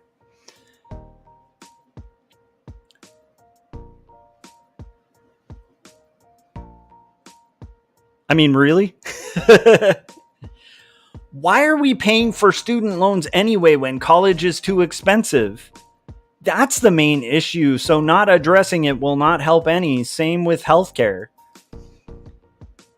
This just shows me he wasn't even listening to Emma Vigeland in the debate, who was talking about the reason, like, why do I have to recap what she said in the debate? Just listen to the thing you're supposedly commenting on. The reason healthcare is so expensive in this country is that it's based on private insurance companies. Private insurance companies get gamed by hospitals who overcharge said insurance companies. They have deals with those insurance companies, and it creates this self-perpetuating cost escalation. There's been tons of studies on this, my dude. It is not rocket science why healthcare is so expensive. So to address the overtly ridiculous cost in the US of healthcare, you have to look to other countries that have good health results and lower costs of healthcare. Who's doing it right? And when you look at those countries, wow, it's crazy. They don't have private insurance companies. They have private insurance as an option, but they tend to actually have a socialized healthcare system. So addressing that is addressing the ridiculous, astounding, crazy costs of healthcare. Welcome to being an adult and doing a logical chain, this guy, Chris.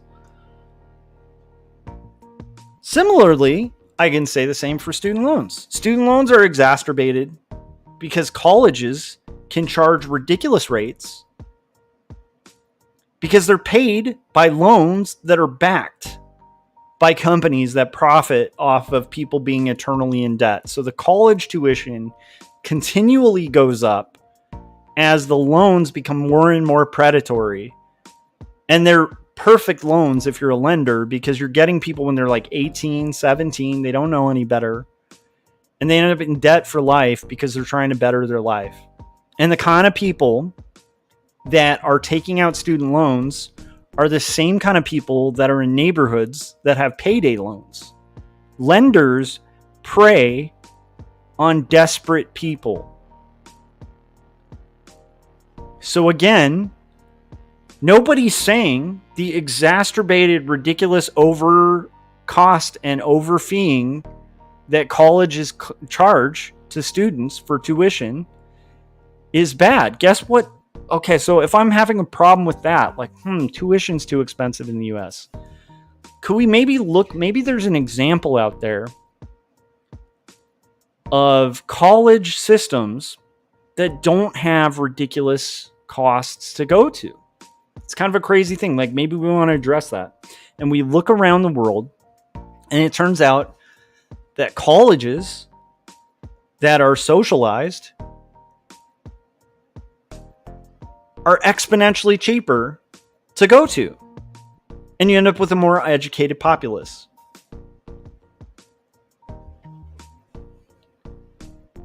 Welcome, Chris. You're like, you got point A and point B. You need to go to point C, which is following the thread of your own brain. Let's continue this nonsense.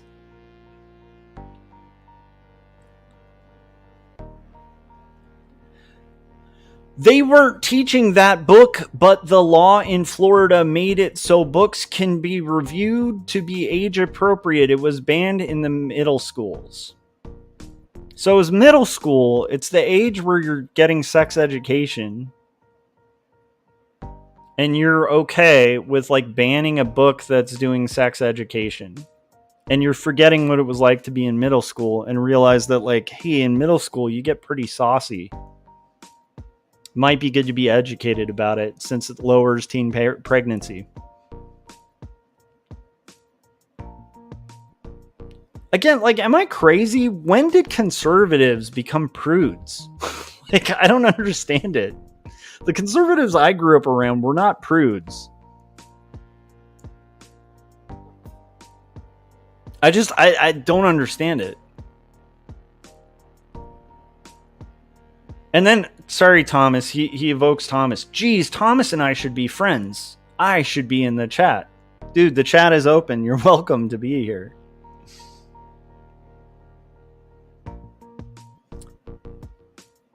$1619 project question mark. Trump wanted it banned. Okay, this is a misspeak on my part. I think it was his 1776 thing that I was critiquing.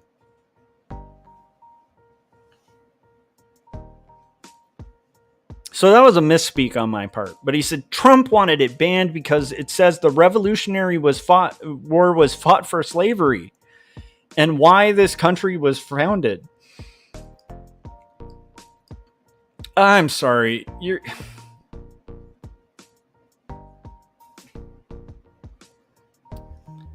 Wrong war. Chris, wrong war.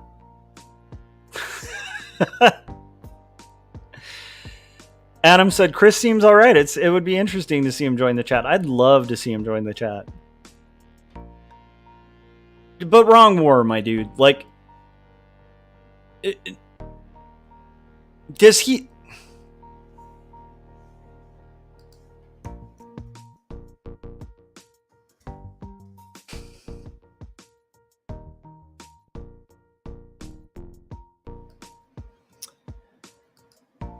I'm having so much trouble even thinking this, thinking about this one. Okay, so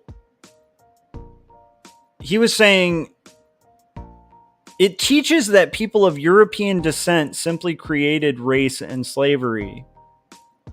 He's saying that's what the 1619 project did. And he says Trump's 1776 commission was reaction to this.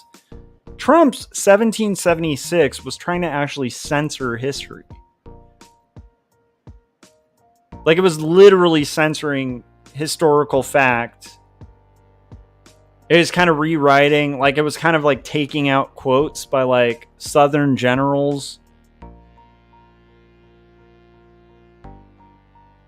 right? That were basically saying that they wanted to split our country up so that they could have the right to own slaves.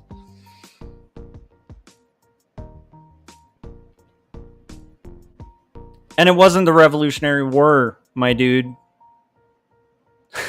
It's like you're getting the wrong war, you idiot.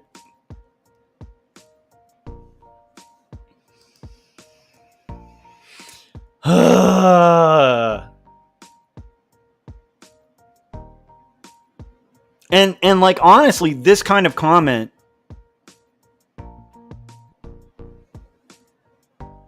we're on the 3rd of July, right? The 4th of July is celebrating the U.S. rebelling against tyranny in England. Okay? That's one war. Okay? There's a different war where the United States almost split into two countries. Okay? They're different. Okay.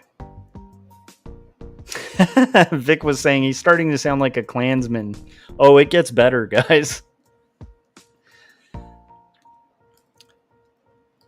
Oh, now he gets into the vaccine stuff. Again, like, if I could just do bullet points of the extremely far right, dude, you're just ticking too many of them off, and it's kind of depressing. I don't think people should tick off all the bullet points of any party line.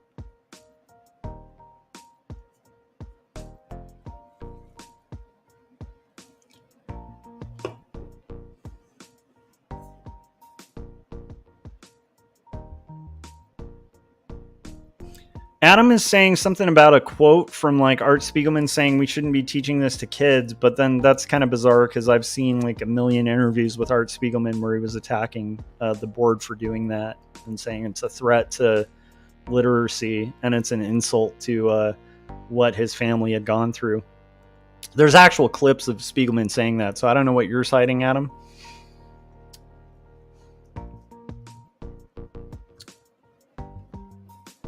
You're supposed to actually start learning about the Holocaust in about like junior high. Just so you know. That's like on most curriculums, unless we start employing things like the 1776 Commission and we start pretending that didn't happen in history. Okay, vaccine part.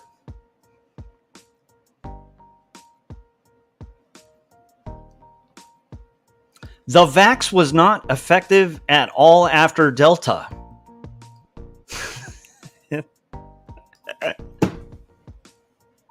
That's not true. They actually have adapted the vaccine. That's why they've been doing booster shots. What do you think a fucking booster is, you idiot?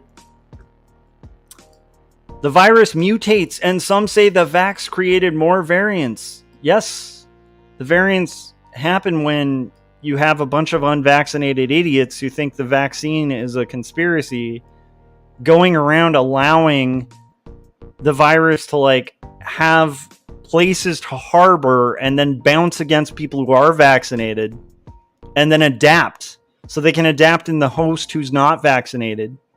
And then you idiots who don't get vaccinated allow variants to override said vaccination, which is why it's important for everyone to get vaccinated. You freaking moron. Basic science.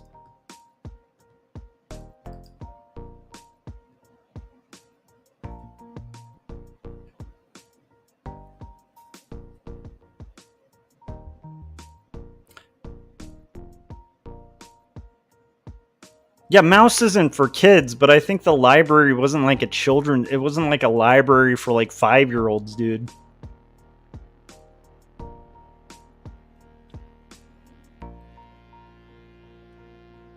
I mean, like Vic was saying, those who think vax creates more variants are mooks. I don't agree. The vaccine does technically create more variants, but they're just misunderstanding science. It's because there's unvaccinated idiots harboring the same virus and allowing that virus to adapt in their body to override vaccinated people. And it just creates this endless cycle of evolution, which hardly any of these people even believe in. But that's how viruses work. They evolve. Seriously, like, I feel like, when did conservatives become anti-vax lunatics? That used to be something on the left. I just don't understand it. Then he goes on to say, Fauci lied about AIDS and was covering up the gain of function coming from the lab. You guys. Should I even comment on that one?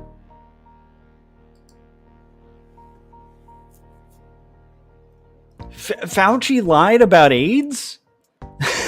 one of the guys solely responsible to the ending, like, he was like, that's one of his biggest accomplishments. It's really hard to take that away from him.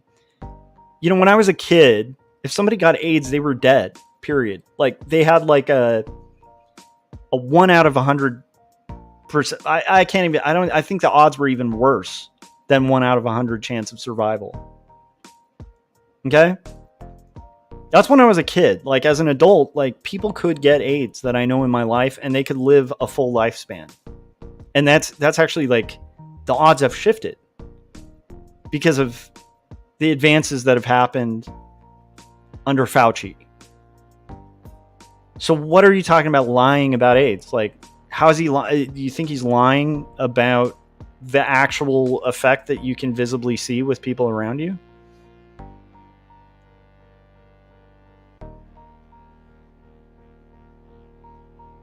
Thomas is saying it didn't lessen the effect when the vax person got infected. It did. Hospitalizations are ridiculously different between people who are vaccinated and not. It affected hospitalization. And if it's affecting hospitalization, that means it was helping people's symptoms to where they weren't so expensive that they felt like they had to go to the hospital. And it reduced death. So you can't say it didn't lessen the effect, because one of the biggest effects of COVID was killing you. And it did lessen that.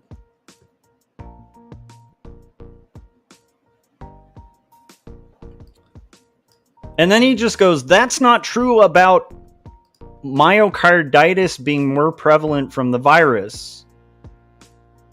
But I am not sure, because I heard that in the beginning, but I heard otherwise from other countries saying the risk of myocarditis is not worth it for young men. You should, Chris, just look it up, man. Look at the amount of myocarditis that is caused by actually being infected by COVID. You'd be surprised, but like, the percentage of people who get myocarditis, which is a heart condition, from getting COVID, which does a number on your immune system, your blood, and your heart, and your head, you'd be kind of surprised, but shockingly, your odds of getting myocarditis if you get COVID and you're unvaccinated are extremely higher than if you get a vaccination. Yes, the vaccination has a mild, very small amount of people who've gotten myocarditis. But if you compare apples and oranges, it's ridiculous why people would make the cost-benefit analysis and be like, I'm going to make myself more at risk for the bigger risk of myocarditis in favor of this small fringe case, small potential that I'll get myocarditis. It just doesn't make sense. But I can't look it up now. Well, I mean, honestly, dude, you probably could have in the book length comment that you took the time. You had the time to write this giant comment in my YouTube. It was the ventilators that made survival rates worse at the beginning also. No, that's ridiculous and horseshit. That's like saying people whose lungs collapse, it's not their lungs collapsing, it's the ventilators that are killing them. Oh my gosh, how insane are you, my dude?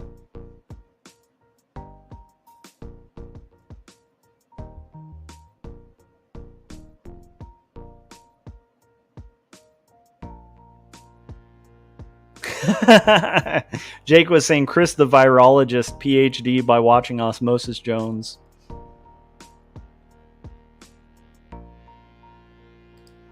It's okay to question things. Science has been wrong before, but that's why it should be up to the individual.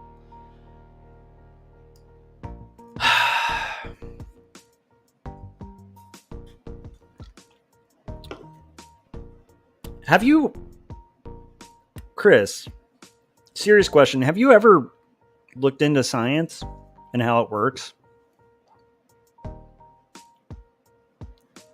Yes, science has been wrong before, right? That's kind of part of science. And then it adapts and kind of improves, and we can only go with the knowledge that we have currently.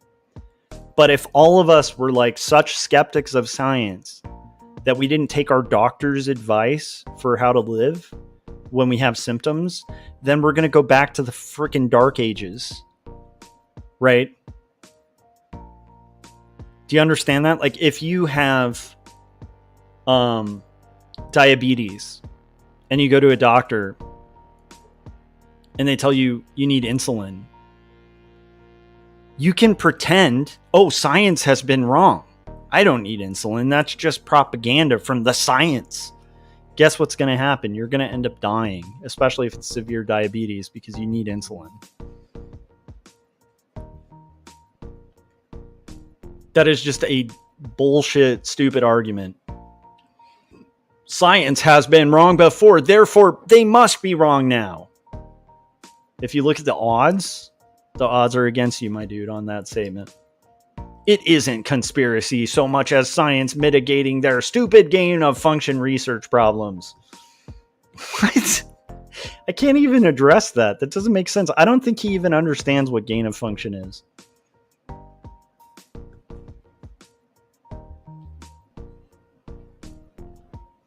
Philip said, I was getting ready for bed, but hopping back in. Who is this Chris guy? I don't know. He just decided to leave like this beautiful, intriguing novel.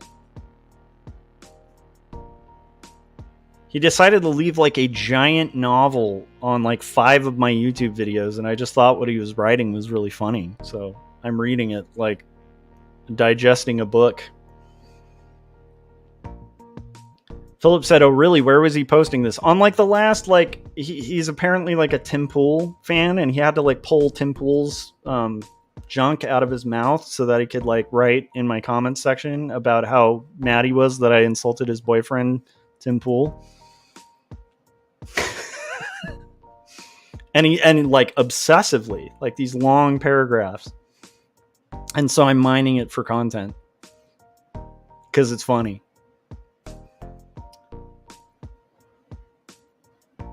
Okay, what else did he write? It's so funny. Like this right here just shows me he hasn't read a lot that's not like anti-vax nonsense, because he said it is supposed to be the spiked protein, the same thing causing myocarditis from the mRNA. Oh my gosh, dude, are you insane? It's called a spike protein, not a spiked protein. And they don't think that's what's causing myocarditis. And then aside from that, like even the crazy conspiracy theorists aren't usually making that claim. And then also saying from the mRNA, do you understand? Messenger RNA doesn't do jack shit other than communicate what to manufacture. So the idea that like even the spike protein is coming from the mRNA shows me you don't know what mRNA is. You just think it's a big scary word. mRNA is the code, right? It transmits that to proteins that manufacture. Okay? It can't invade your DNA. If it's bad spiked proteins, that's coming from what's manufactured. It's not coming from The mRNA, all that is code. And he says, which is being found in breast milk. What the hell? Like, what news sites are you listening to? Am I crazy? Philip said, I didn't think Chris got involved. This is not Christopher Runtsman. This is not Christopher Caligula, the two Chris's in our circle. I don't want to say the last name of the guy. I think I might have slipped and said it earlier. But in general, I don't want to put the guy on like notice or something, but he's in my chats.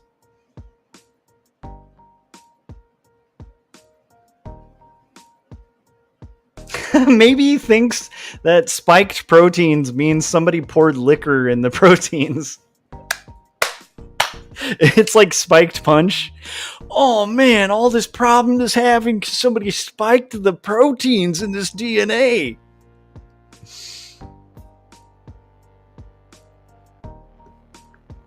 It's something that scientists have no idea about long-term effects.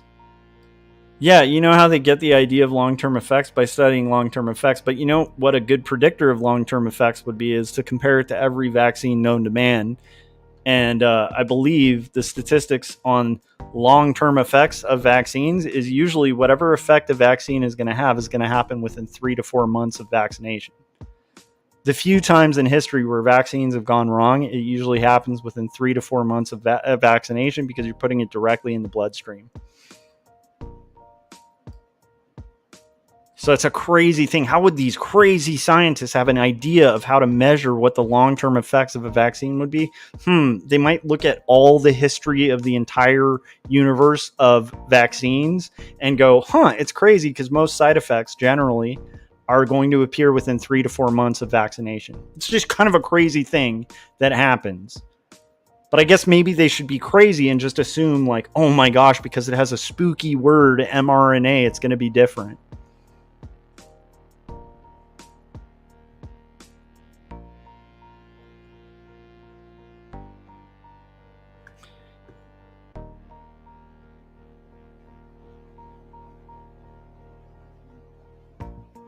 So Thomas was saying, I think no evidence to back it up that a lot of the issues with the mRNA vaccine, that the needle was not aspirated properly and got into the bloodstream instead of staying into the muscle, which, by the way, that can happen with any single injection you get at a hospital.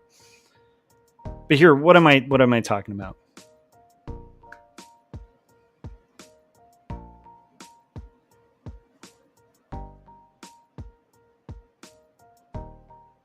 The spike protein is the component that makes COVID so dangerous. Okay? It's like, we've all seen it. It's got spikes on it, right? And part of the problem is it like embeds because of those spikes. That's one of the reasons it's super dangerous.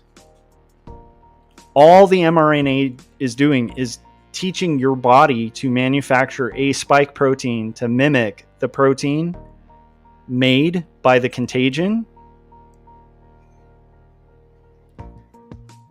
And then your body fights it off. So it's a vaccination, but instead of having, like, this is why it was so much more effective than it actually, like, the way that these things usually work is they'll insert a dead version of a virus into your body. Your body actually has to fight a mini version of that virus to learn the code to fight that off so that whenever it's invaded again, it can fight it off. Like, my child understands this. My child can explain how vaccines work.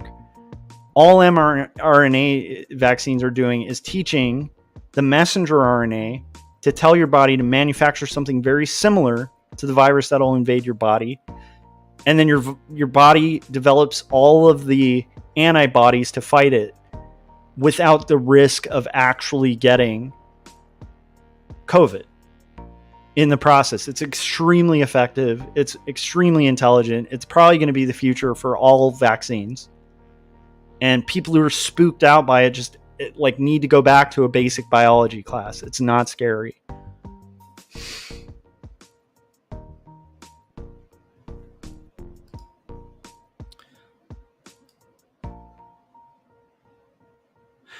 Okay, I'll give Chris this. He said, wow, you really handled the criticism very well. I will hit that like button. I usually never hit the dislike button unless people are lying.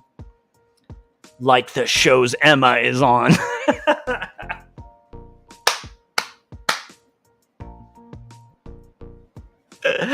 I'm sorry. You know, you make a really good point, except the person you like is evil.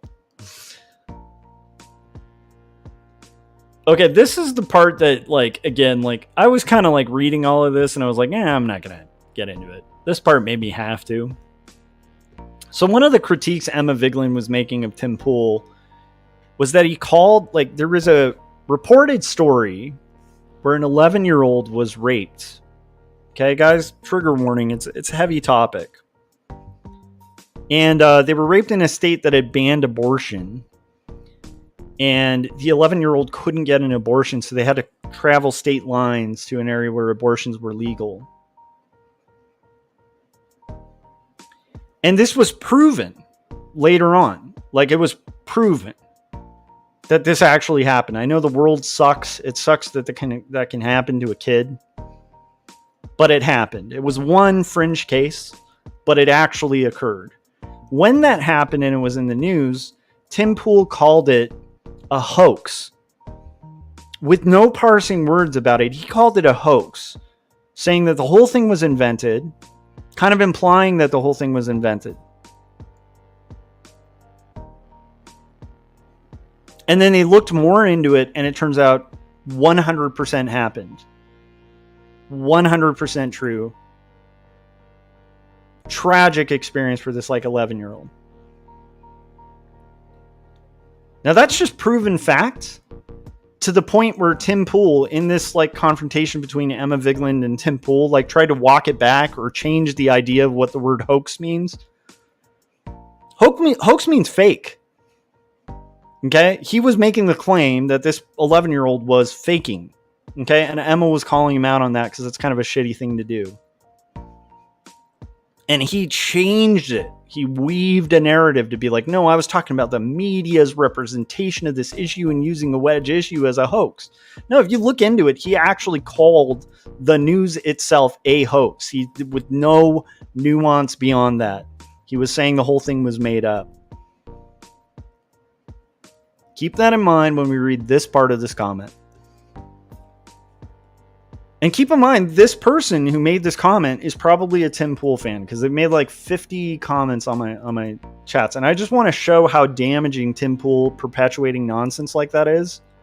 Because we're going to read what this viewer of Tim Pool thinks about this case of the 11-year-old. And what Tim Pool told this guy, Chris.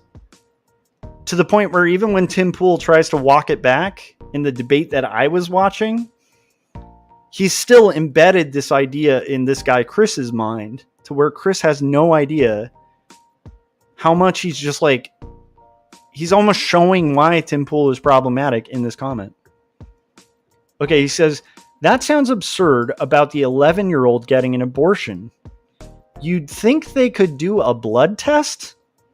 I think that's in regard to the criticism, which, whether you're pro or anti-abortion, it's a valid criticism. If you have a rape or incest clause in an abortion law, there's a problem that comes up because it's really hard to prove rape or incest. It takes a long time.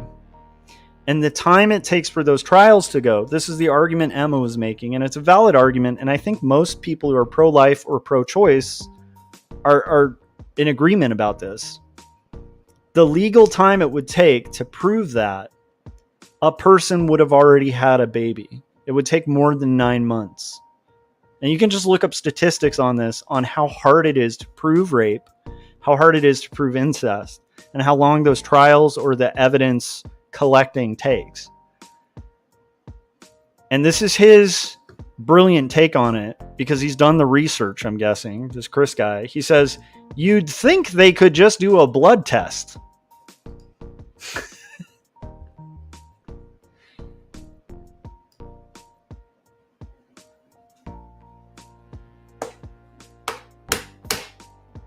Ladies and gentlemen, there is a human being out there who thinks that rape cases are solved by a blood test.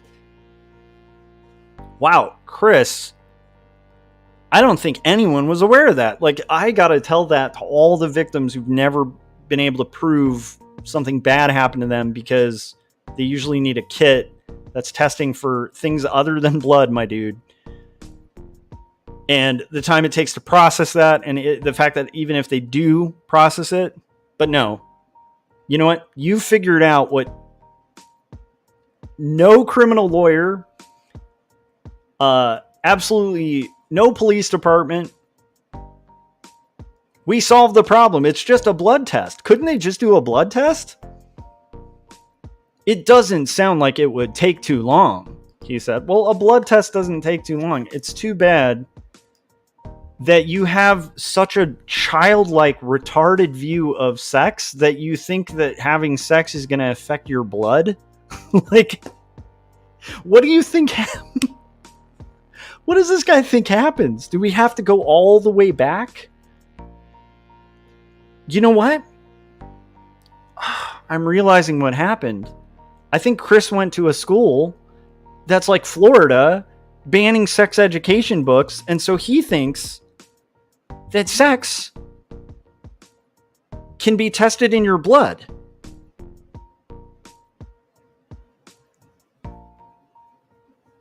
I'm seeing the circle here. Because we're banning books on sex education, we might have the absurd notion that you could solve a case of rape with a blood test. Chris, you need to move out of Florida, my dude, and go to a state that actually teaches sex ed. Okay, let's continue with his comment. This is the one, by the way, this comment was the one where I was like, you know what? I'm going over this in stream. I'm going over every comment he made. He said, she is too young anyway, and from what I heard, it was the mom's boyfriend and she was lying about it, which caused all the trouble. Yeah, where'd you hear that?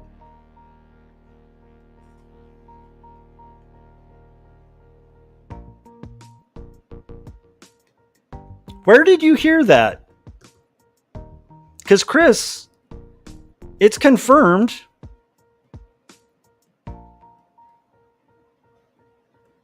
Chris, it's confirmed. Like, this story is beyond old news. It was confirmed that the girl was telling the truth. She was raped. She was 11. She had to have a kid, right? She was taking it across state lines so that she could get it aborted. Okay, and they proved it. It was proven so clearly that Tim Pool felt the need to kind of walk back his previous statements where he was calling it a hoax. Would a hoax be something like she's young anyway, and from what I heard, the mom's boyfriend and she was lying about, which caused all the ooh, that kind of sounds like a hoax claim, my dude Chris. And you're a Tim Pool listener?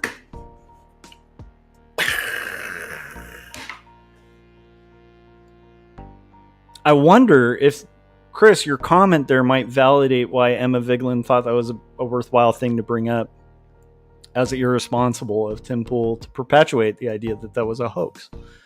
Because you heard somewhere that it was a hoax. I wonder where that was, Chris. I wonder where that was. You heard it. Okay, and then he said, I think Sean, actual justice warrior, is going to debate Sam Cedar. He agreed to.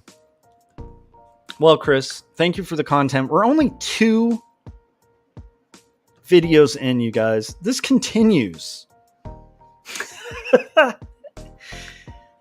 But I gotta take a break from it. It's just too much. It's too much.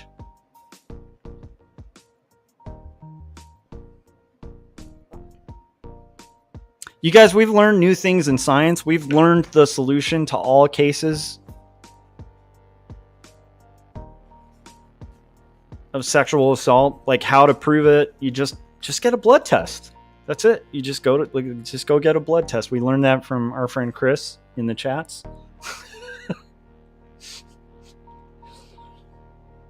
We've learned that spiked proteins, like, they got spiked at a party, and like that's what's been the whole hoax of COVID. That's what we learned from Chris. And we've learned that Tim Pool is apparently like just a really above board genius guy, and Emma Vigland is a demon. All right, guys, let's do comics now. Okay, we've done this for 2 hours. What do you think? You guys down for some comics?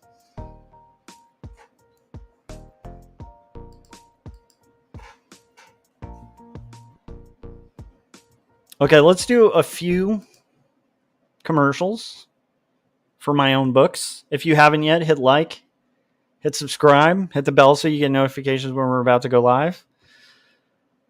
Here is a trailer for Jacob's Apartment.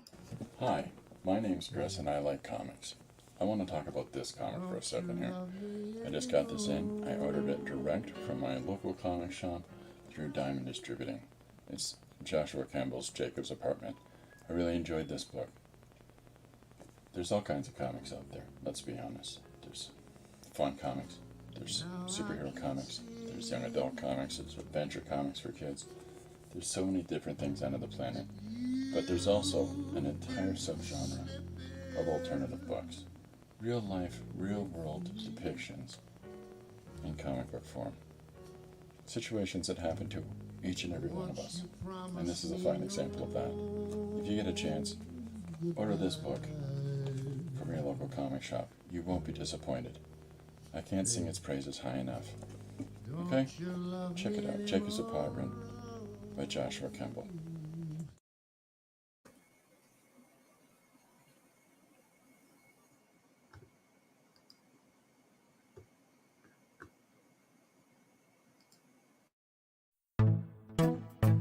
Well, Peter, since I'm such a big music fan, I'm gonna have to go with Karen Carpenter. Oh, Stu, I'm sorry. That's the incorrect answer. Trish, what you got for us? I'm gonna go with Kim Gordon. All right, let's check that answer. Kim Gordon. Do we have a Kim Gordon?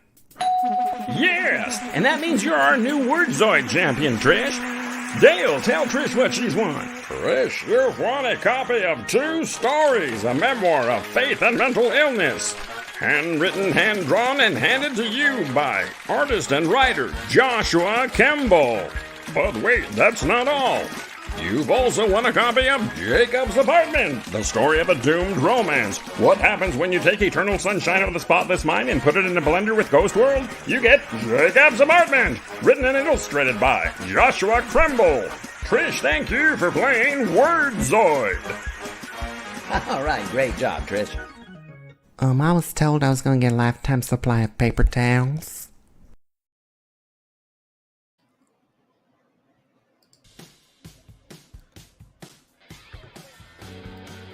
All right, we're in hour 2 of Joshua Kemble's live stream, episode 285. We're working on comic books, graphic novels, indie comics, actual indie comics.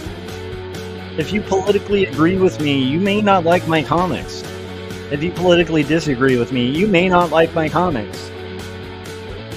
I just try to write good stories. I think buying my comics will probably not own the right or the left. I just hope they will make you think and create kind of an art experience for you. That's kind of my goal. It's a weird thing. I make comics.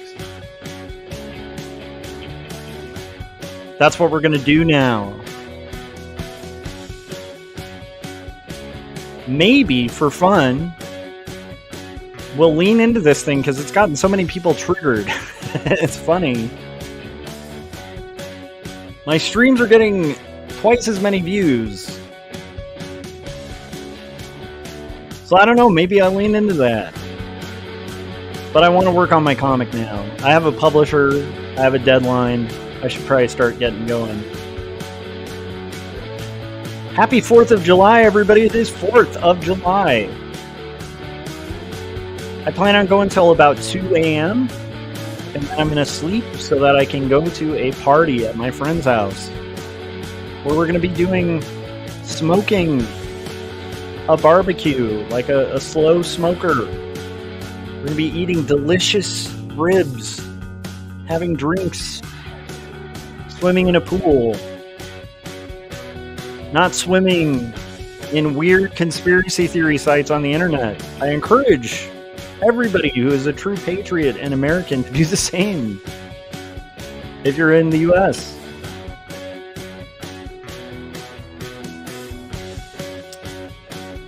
Let's work on some comics now, guys. You down? I will talk more, though.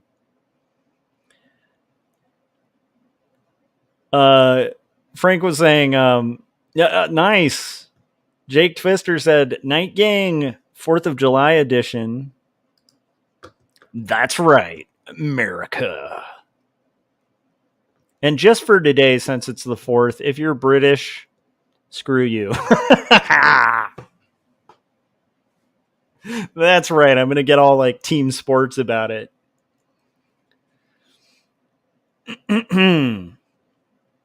Frank said, Chris will leave a message or two on this video in a few hours. Josh will probably do an update tonight. If it keeps leading to more views, maybe I will.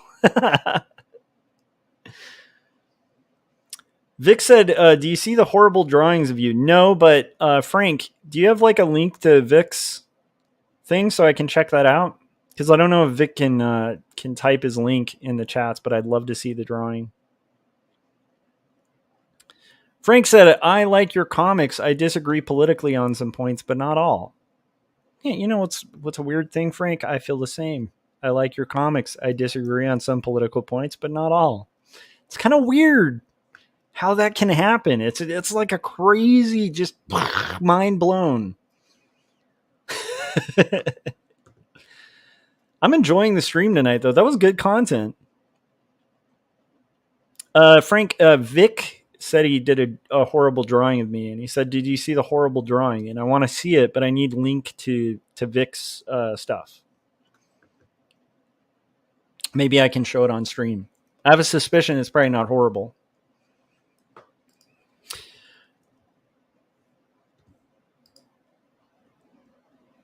I don't know if you have the link, Frank, but if you do, let me know. Because I don't know if I'm following Vic. I'd like to. Jake was saying, dang, we can disagree and still be on good terms. Unreal. I know. It's insane. Do I have an explosion sound effect here? Let's see if we can find one. Let's see. It's got to be in here somewhere. Well, there's this one where I could be like, man, you know, sometimes we can disagree and still be friends.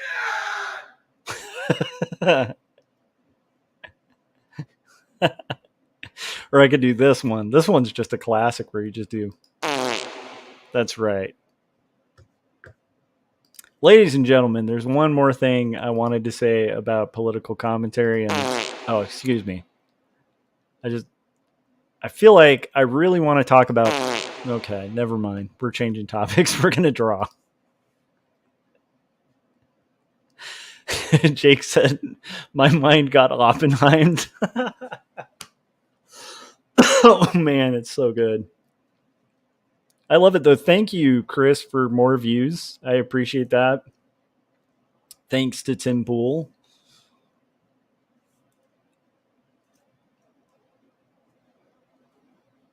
And thanks to Triggered People.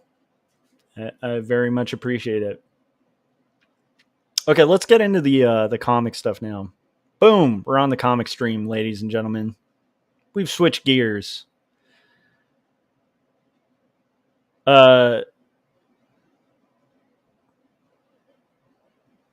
Frank said Vic didn't post it publicly. Oh, okay. Did he maybe send it?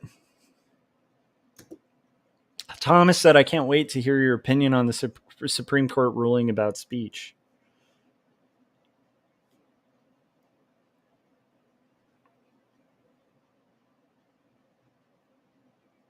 Checking Instagram, seeing if I got a message maybe.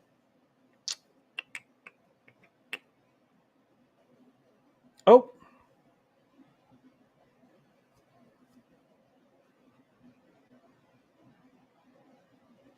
Oh.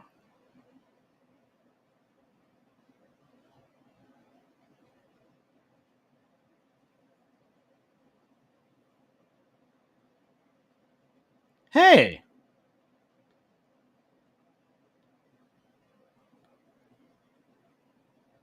These are great, Vic.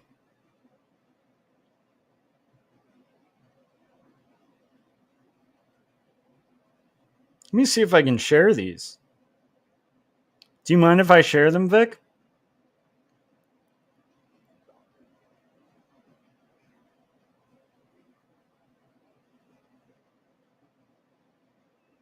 I'm just airdropping them to my computadora.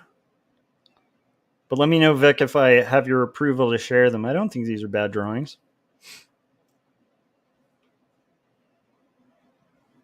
Be honest, I feel like you kind of made me look better than I do.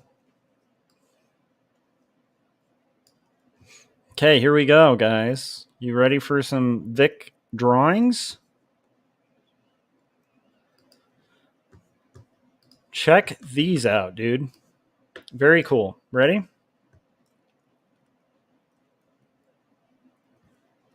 Vic is a young cartoonist, okay? Like a young promising cartoonist, rocking comics way more seriously than I did when I was his age. Let me move these above. I just dragged them into Photoshop. Hang on a sec. And while we were doing our little roast, he did this amazing drawing. You know, like that's very flattering and very cool. I feel like you got my kind of crazy eyes. You know, when I get worked up, it's like the eyes get really. I think it's pretty good. And then this one's pretty cool too. I like the hat. That's pretty cool. I feel like I think you mentioned the spirit. It does feel a little Will Eisner, but what's funny is, you know, if you've read two stories, yeah, my eyes are a little lopsided though. Vic said the eyes are lopsided. Man, that's pretty accurate.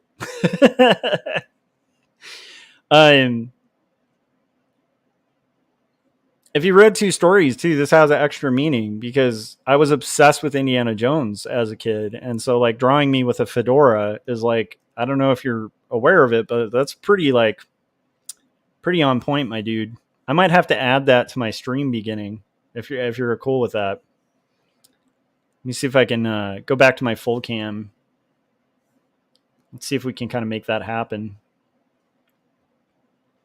I'll have to add them later, but I will add those to the rotation of like the start screen because I want to kind of start doing that anyway, and like those are incredibly flattering, my dude. Thank you. Thanks for taking the time to draw me. Who doesn't like that, right?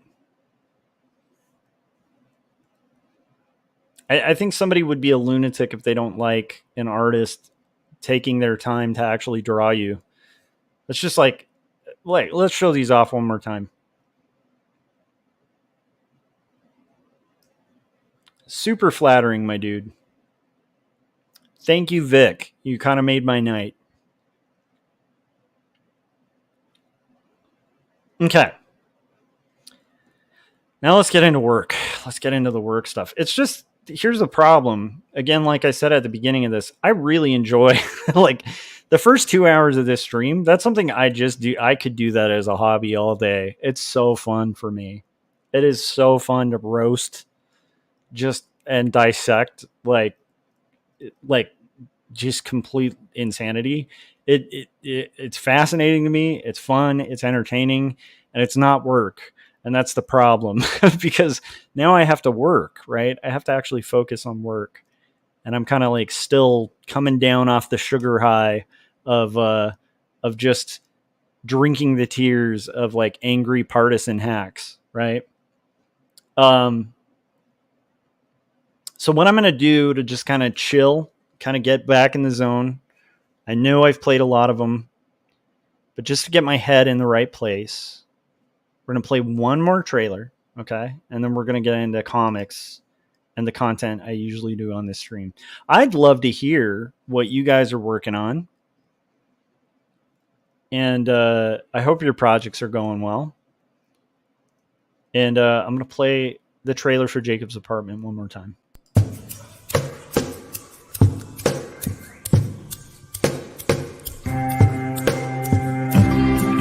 Speak clearly, it seems that only in dreams can we be these things we've seen and walk around breathing things.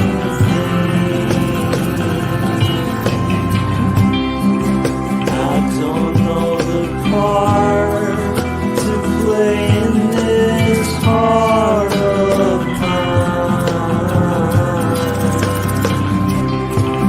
There's dissonant things, they split at the seams.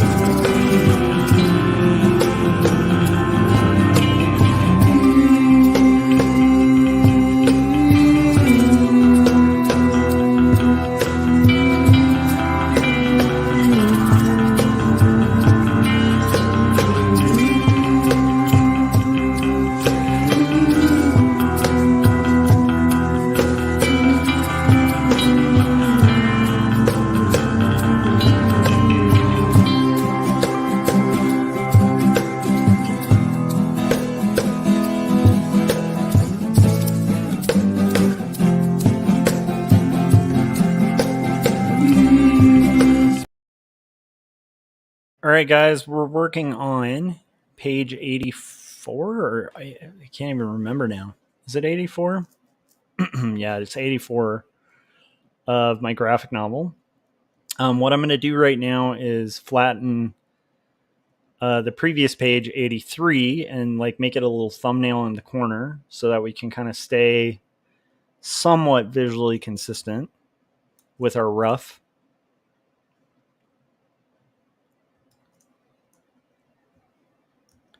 You know what I think the problem is? I think people forget what punk rock is.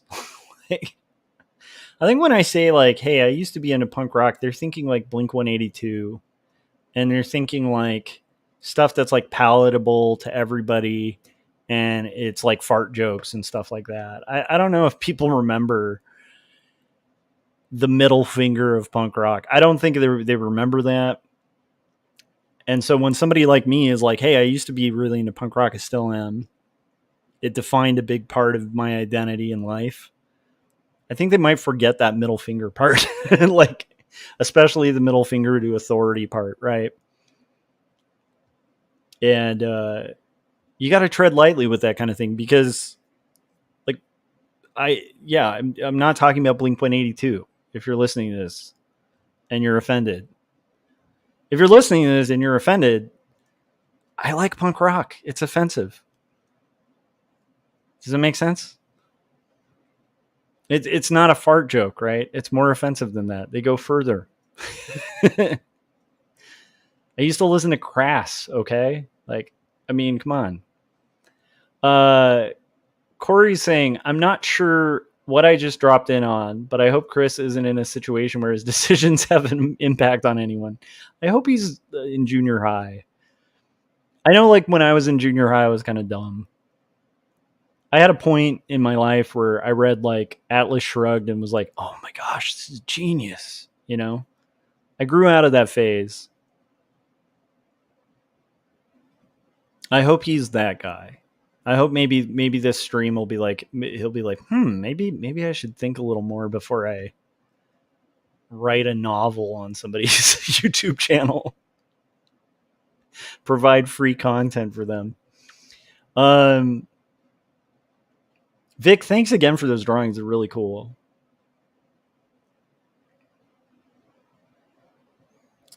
Frank said, Chris should catch a stream live and discuss politics with you one-on-one live. I think that would be hilarious. Adam said the intensity of the eyes, especially. You nailed, Vic. I do have really intense eyes, guys.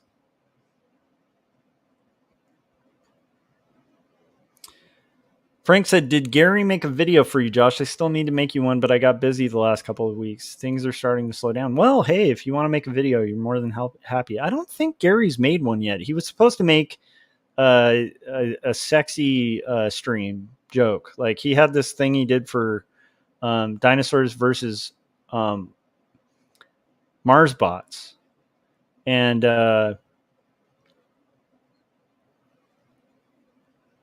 and it was one of the funniest things I've ever seen. It was like a slow, like meow, chicka, wow, wow, like sexy shot of dinosaurs versus Mars bots. It was just showing I think it was like next to a fire. I don't know. You'd have to subscribe to Gary Hodges and check it out. But he was promising me a long time ago. If you're watching this, Gary, you owe me, man. He was promising that he was going to deliver the same thing for me. And now I tragically just sit in the corner crying, thinking about that video that could have been the art that could have been. And Gary's not even working on dinosaurs versus Mars bots right now, so he has no excuses. Frank said he'd be down to do it though. Yeah, Frank, if you make one, that'd be cool. Frank said it's the Vandals and Weezer for me. Hey man, Weezer's first two albums I think are some of the best music ever made. Like, I'm not gonna like pretend like I already mentioned on my last stream, I don't wear the punk rock uniform where I feel embarrassed about admitting I like bands that aren't quote unquote punk rock. Weezer's Blue album and Pinkerton, I think, are easily two of the best albums ever made. And I think that the Blue album in particular, the production on that, I do music for fun and we'll listen to the Blue album just to be like, how did they get that tone? That album is so expertly mixed. The clean and distortion on that is like, it's just some of the best tone in the world. And I'm going to even go further and say, I think the Blue album is a perfect album. So I'm backing you up on that one, Frank. I'm not so into like the new Weezer stuff, but to be fair, I haven't like really checked out their last like few albums. I kind of dropped off. Green album was like a pretty good album, but it just sounded too much like the Cars to me. It didn't sound like Weezer. And I'm one of those weird Weezer fans who I feel like once Matt Sharp, the bassist, left, I'm just like, I feel like they missed something. There was like something that Matt Sharp and that like Rentals, like Moogie vibe brought to Weezer that I don't think's ever been replaced. And the only reason I make that connection is like the second he left, I felt like they're just their music didn't stay like good, in my opinion. But I'll still back you up on Weezer. But Frank, if you made a video, I'd be really, really fond of that. He said the Blue album was one of my favorites. Yeah, I used to play that on loop, man. Only in Dreams. That like breakdown is just insane. Say It Ain't So is like one of the best songs ever written. Yeah, that album, just front to back. I mean, Surf Wax America, like it's just a great song. Like I don't know, it's a great album.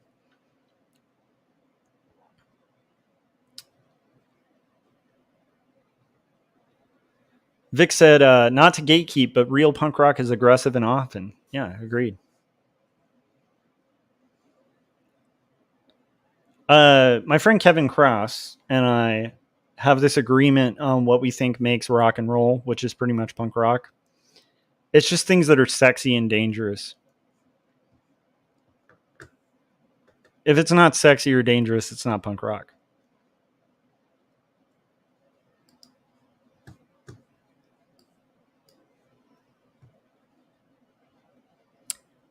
That's a wild fringe opinion that Kevin and I agree on. Okay, guys, we have an hour. So we may not actually get through the roughs today, but that's okay. I had a fun third. We're doing early morning fourth. And the worst we could do is actually get through the list and kind of get things going. What's great is we already got the work that I needed to get done today earlier on stream.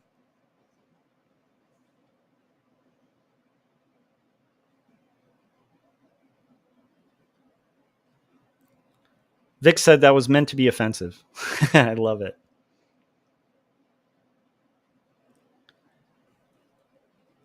But like this idea that like everything needs to be squeaky clean, you know, everybody on streams have to be like,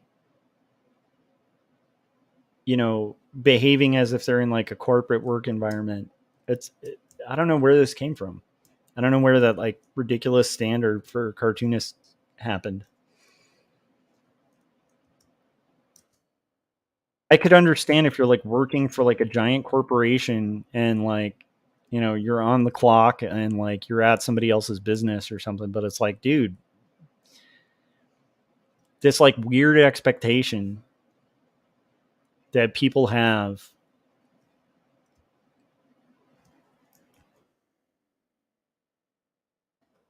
Like I feel like sometimes I think the internet thinks they're like an HR. And it's like you're not. I'm obeying YouTube's TOS, right?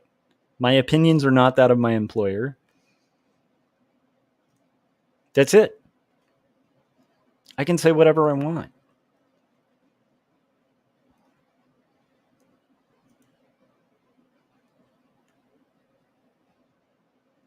That's okay. That's kind of a good thing. That's why we celebrate the 4th, right? Okay.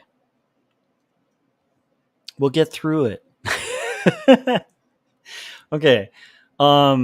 Page 84. Okay, the previous page we had Bosco, the magician, has pulled Elizabeth Barrett Browning and Robert Browning backstage to meet Elizabeth. And Elizabeth kind of compliments Bosco's magic show that they just watched. And then Bosco and Robert start talking. Robert starts kind of inquiring because he's a skeptic and he's saying, hey, can you debunk? Like, I'm kind of curious about you debunking these like spiritualist guys because he's a magician and Bosco in reality had the hobby, like many magicians at the time, of on his off time, much like I just did on my off time, debunking frauds.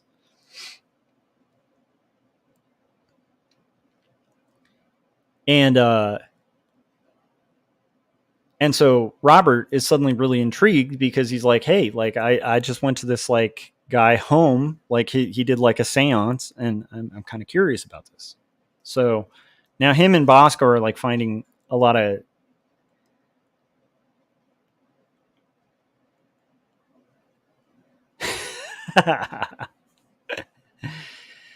Jake said the internet isn't an HR, it's an ER out for the brains for the latest slow-mo collisions. Yeah, and like a little bit of controversy like kind of makes the internet fun, okay? It does. I don't want to be like a shock jock kind of YouTube channel. I like that we're like a safe haven from that. But if I have to indulge in that every once in a while, I will, you know? Okay. There is a knock on the door. We're breaking down the script. There is a knock on the door. Bosco says, Che cos a? What is it? Okay, so that needs to be one. So it's going to be door knock.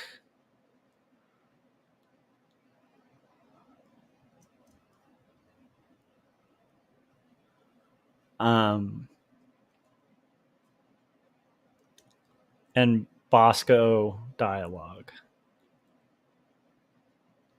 Cool. For anybody who's like tuning in and is just tuned in for the drama or whatever, just so you're familiar, like what I'm doing right now is I'm taking the script, which by the way, you can see down there. And then I'm breaking down the script into separate actions that I need to thumbnail.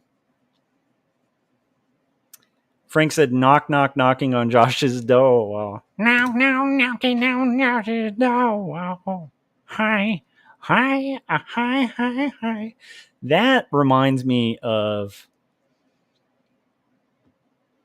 Adam Lohr doing a really cool, like, I don't know if you guys remember this. He did a karaoke stream that was like a, I think, legendary internet experience. It was like a beyond 24-hour cast where he had multiple guests and everybody did karaoke. It is no longer online. But for those of us who were there,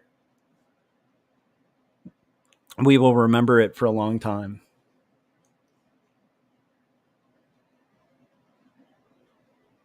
Jake said, let's inject that Stern EpiPen. We need the views. I love it. Frank said, that reminds me, I need to check my blood sugar.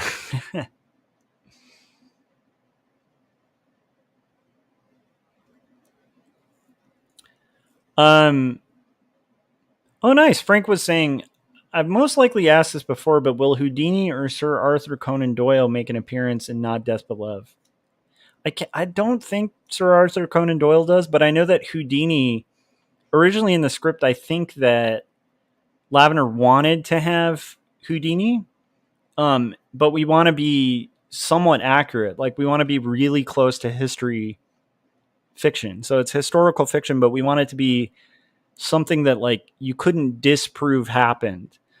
Like the really tight historical fiction where it's like we're basing it on the parameters of the actual history. And so could this have happened? And Elizabeth's letters all have been true, right? The characters in Elizabeth's life, the events, all of it. But could this other thing, could this have happened, like maybe between the lines? That's the kind of historical fiction we're doing. And so unfortunately, Houdini wasn't a possibility because he would have been way too young at this point to even be in the picture. So initially, Lavender wanted it to be Houdini and then replaced it with Bosco, who mentored Houdini, because Bosco's more in the right time frame. So the timeline adds up. But great question.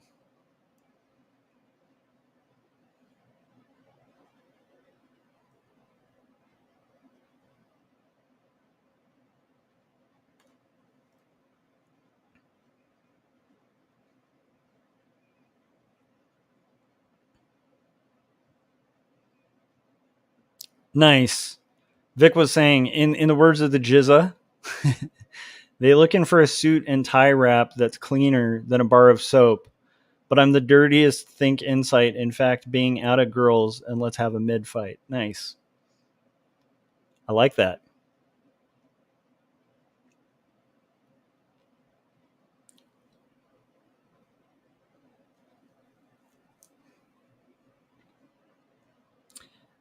Jake was saying Houdini did knock doors down to disprove seances. Yeah, it's a long tradition.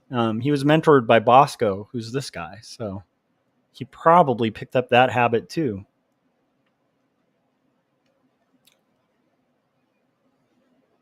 Vic said that was filled with typos. I am slow. That's okay. It's a live chat. That's okay. I don't want people to misunderstand my commentary earlier that I'm going to be like a grammar Nazi to all of my community. I'm not. But I'm just saying, if you come hard, then expect me to critique your grammar. Let's see here. Door knock, Bosco dialogue. 2, Bosco's stage manager pokes his head in.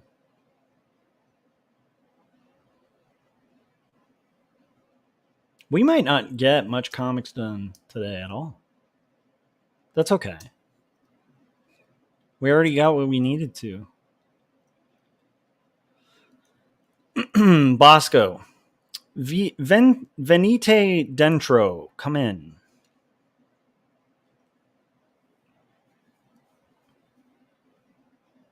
I feel like that should be the same section. So it'll be B dialogue. Stage manager enters. Bosco turns to Robert. So we're going to have stage manager enter.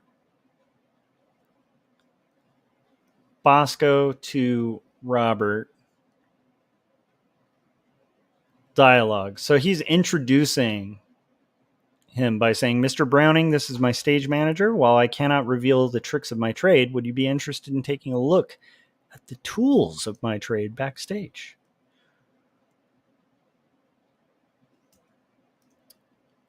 4 is going to be Robert to Elizabeth dialogue. So Robert says, "Ah, yes, would you mind, Ba?" So Ba is Robert's nickname for Elizabeth. So now Robert and Bosco are like besties, and I'm sure Elizabeth's a little disappointed because she was kind of hoping that Bosco would be like a believer and not a skeptic. And now Robert and Bosco are like homeboys, and they're going to go backstage and check out his like cool magic tricks, leaving Elizabeth alone in the backstage room.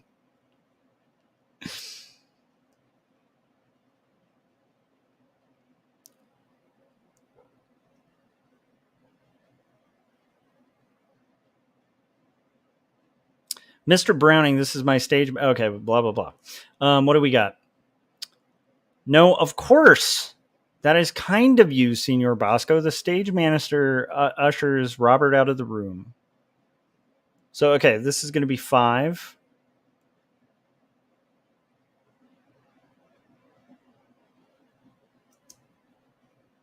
Okay, this is going to be Elizabeth dialogue too. And then we're going to do, for number 5, it's going to be stage manager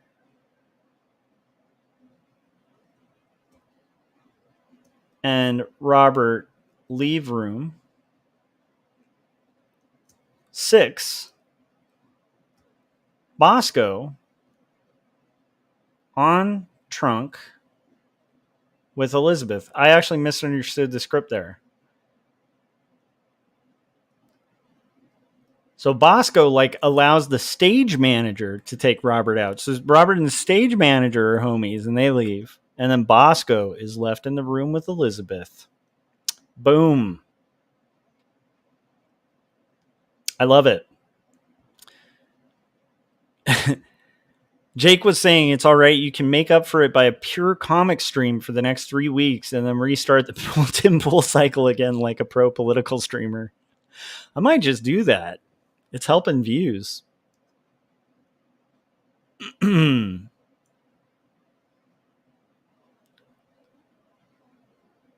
Jake said, read The Fade Out by Brubaker and Phillips. That book slapped. That sounds awesome. Is that a comic? Are you talking about Ed Brubaker? Or let me know.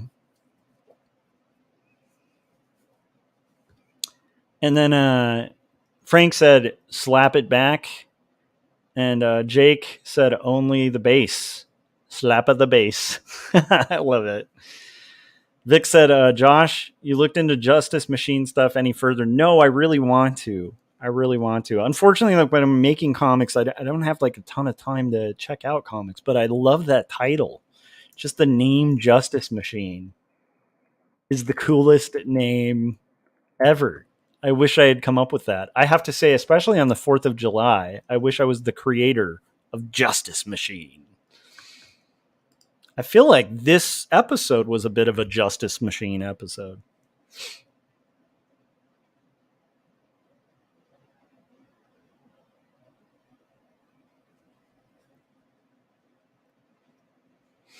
Frank said, do you think it said Bosco on Trump with Elizabeth? I don't know what that means.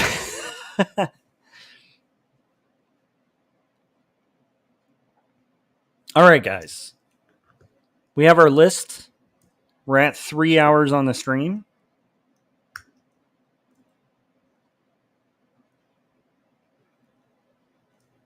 Been doing long streams. It's kind of fun.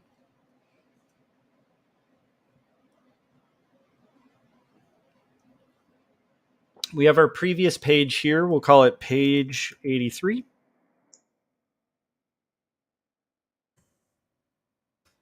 And we'll call this one list. Make a new layer and call it thumb. And then we're going to play another trailer, you guys. And it's going to be a rockin' trailer.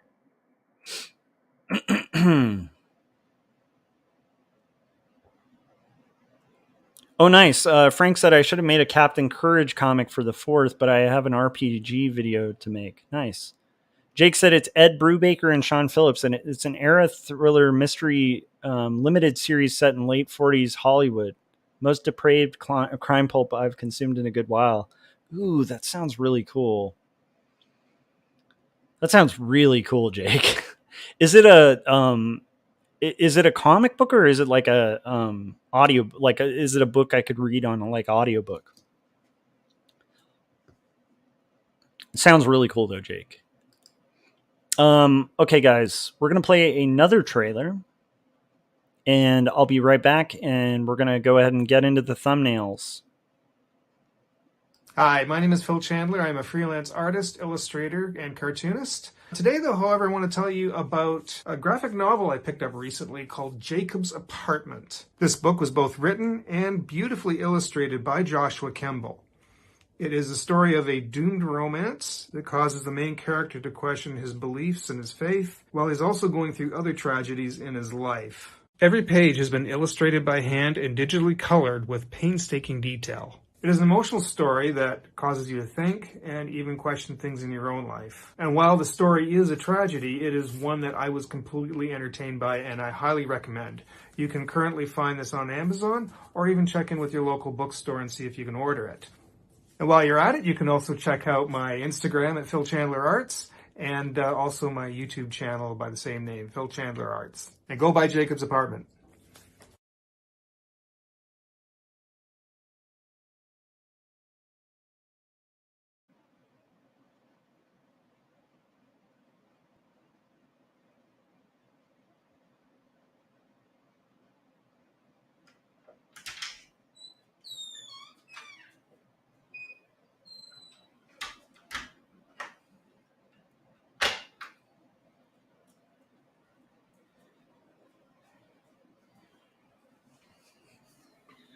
Ladies and gentlemen,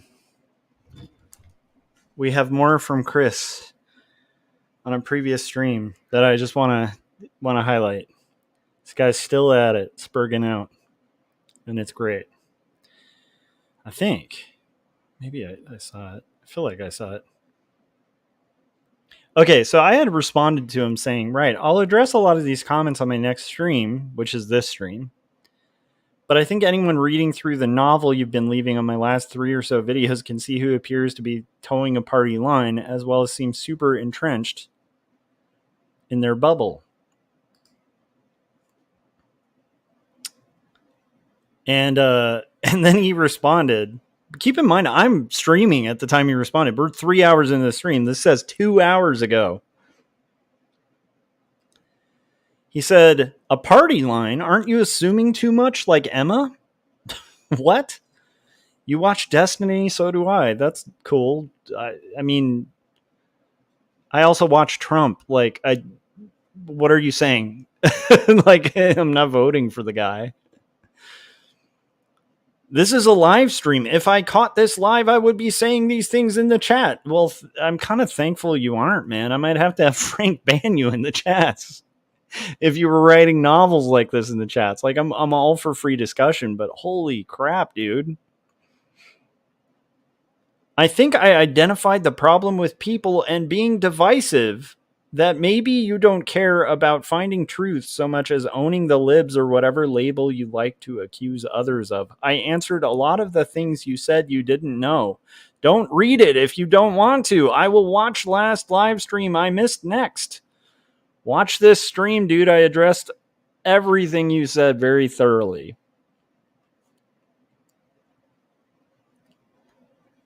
He did say, I am working on some video editing. I need to learn how to draw in Photoshop. Chris, I hope you do learn to draw in Photoshop. And I don't mind you watching this stream, and hopefully you'll glean some ideas from it with the mediocre drawing that I do on here. I'm going to rewatch this. Emma has been wrong with everything before this point, and I don't know how anyone can say that, he said. Forget Tim Pool. Sean has been correct about everything. I actually, this is a bizarre thing. I said in my stream, I actually agreed with Sean on a ton of stuff. I think on the poverty thing he was off, but in general, even in that discussion, I felt like he was pretty good faith. A rope-a-dope. Tim changed the topic to this. I don't think this is supposed to be a competition like you picture it as. You're saying that a debate isn't a competition? Are you insane? Like, oh man, Chris, I'm sorry. I like you. I appreciate your comments, man. It's been providing some really interesting content. I'd love it if you came in the chats. I'd love it if maybe we could have like a one-on-one.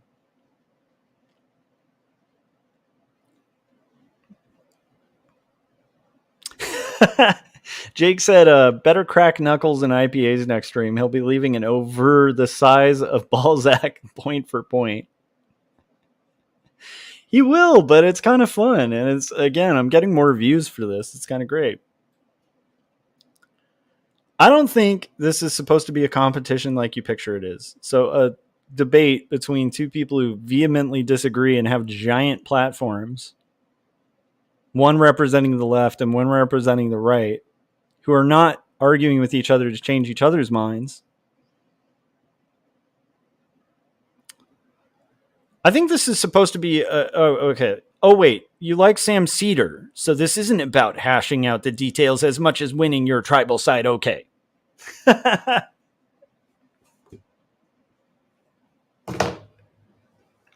can't make it up. I can't make this stuff up. Chris, I hope you listened to the stream. If it made you think or interested, I'm totally down to have a discussion about it, my dude.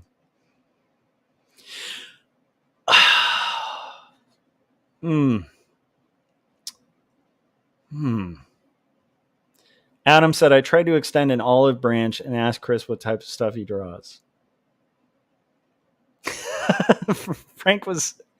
Frank commenting on some of the stuff I've commented before on the stream, because I think the last time I triggered anyone on my little tiny YouTube channel was when we went over a flat earth debate.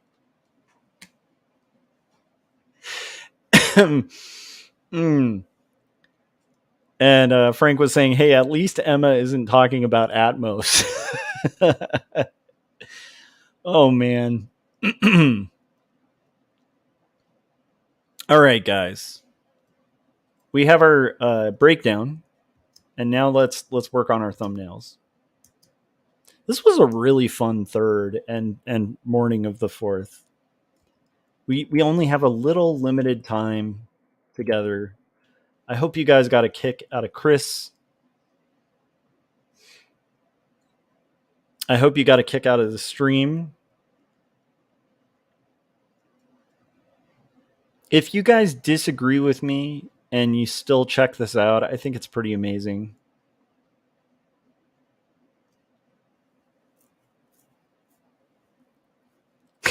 And Jake saying, I don't know, Josh, each time you're doing the trailers, it has me thinking you're using ChatGPT and posting on an alt account. That would work, Jake, except you forget I'm kind of a boomer. I wouldn't even know how to do that. I don't have a ChatGPT. I read articles about ChatGPT and I'm like, oh man, that sounds really cool. And then I'm like, yeah, but I got to work on my comic. I love it. Vic said, Chris and Josh debate in a solid steel cage this Sunday, which I should be mentioning for those of you who watch Artcasters. We're going to be doing it on the regular Thursday for a couple weeks. Make sure you guys are subscribed to that newsletter that's on all our Artcasters pages, because we're going to be possibly switching to being on Sunday, like a legit monster truck rally ad. Okay. I'm really excited about that. Okay. I just realized I was saying, okay, like the guy from South Park. Okay.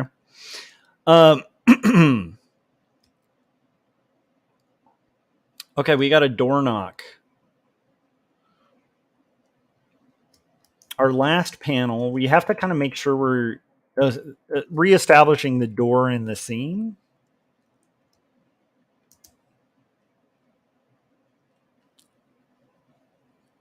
So there's a door knock. So this is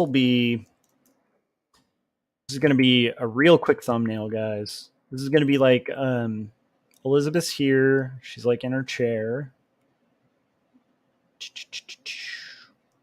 How many panels?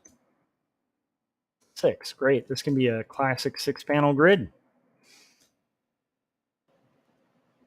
Robert's here. He's going to be kind of standing here.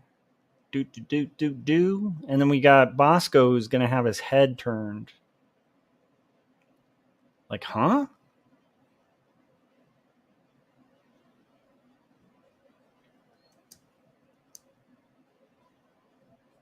We have our mirror thing here. We're going to have bird cages galore. Have our door going knock, or it's tap tap. I guess it's a light. And then Bosco text. Le Bosco's text will be here. Doom. We're doing thumbs like I should be doing anyway.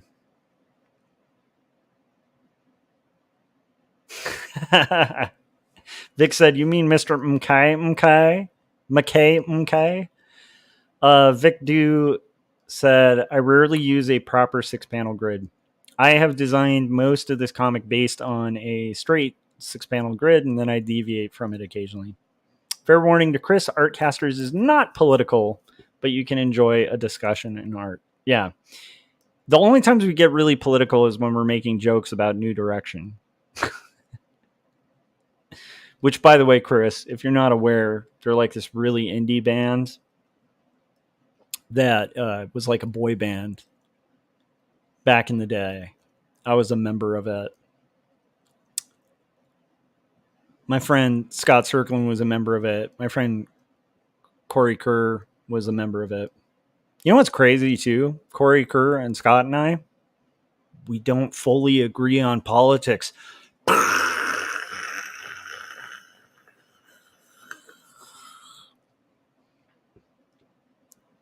Okay.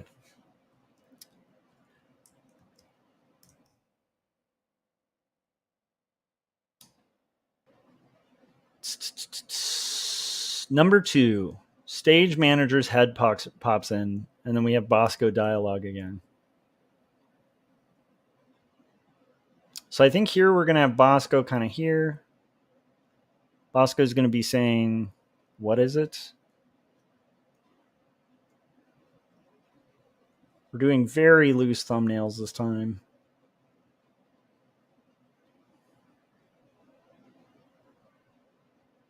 Bosco in the foreground.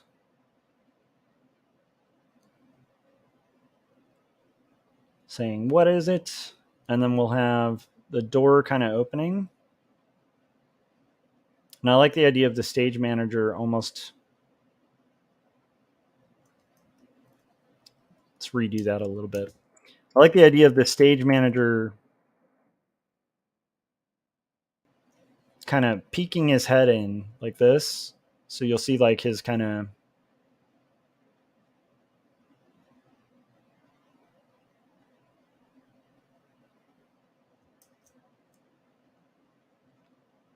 his head kind of peeking around the doorway, the door frame.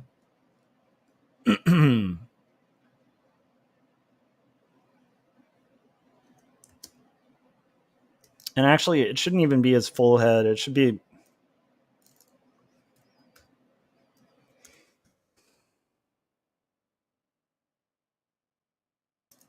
It should be like... kind of like he's peeking over the corner.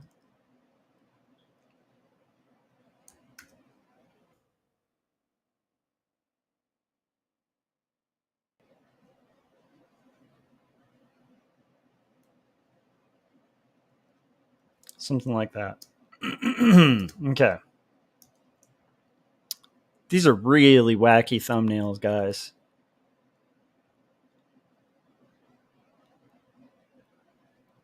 Jake said, heading out. Thanks for the goose and ribbing. Good luck with that smoked roast. Thanks, Jake. It's fun to have the old Night Gang back. Much appreciated. I like Jake's little icon, too, of like... everybody doesn't agree. Vic said, thanks, Frank, for the name pronouncing. I'm to the point where I just go with either. Oh, Vic Dewey. Vic Dewey, not Vic Dew. Okay, got it. Vic Dewey. Or Vic Dewey? Sorry. Frank said, that's what mods are for, pointing out grammatical errors. Nice. I like it. Look out, guys. Grammar police in the chats. Bum, bum, bum, bum, bum, bum, bum, bum, bum. We have number 3.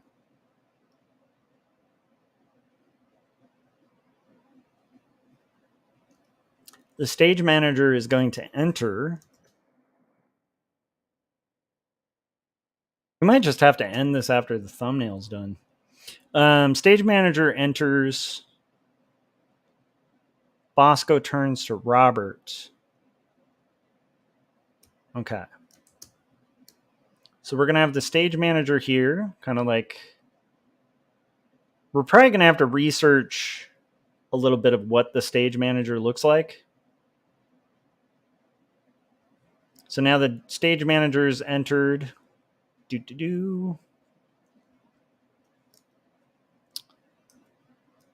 We're really doing like cartoon level, not even cartoon level, like stick figure level thumbs, but that's okay. That's honestly how I should be doing thumbs most of the time. I usually just get a little too tight with them. So this is going to be stage manager entering. We're going to have Bosco kind of turning to Robert. And Bosco is saying, okay. And Bosco's kind of introducing the stage manager. So I'm going to have him kind of with his hand here, his wild hair. He's going to be like,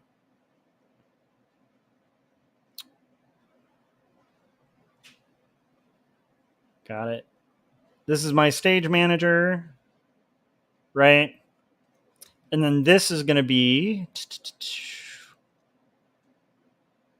Robert. Robert will be in the foreground here.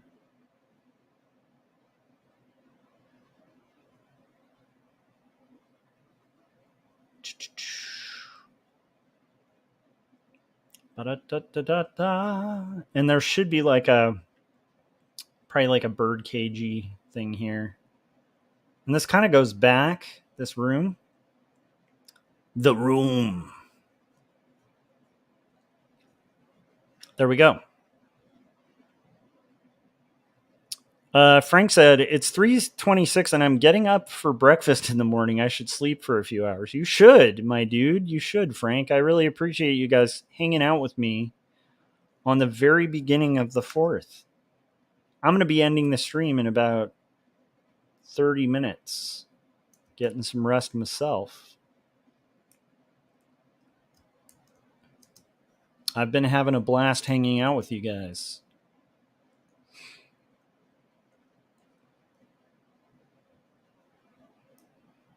Even though we all disagree.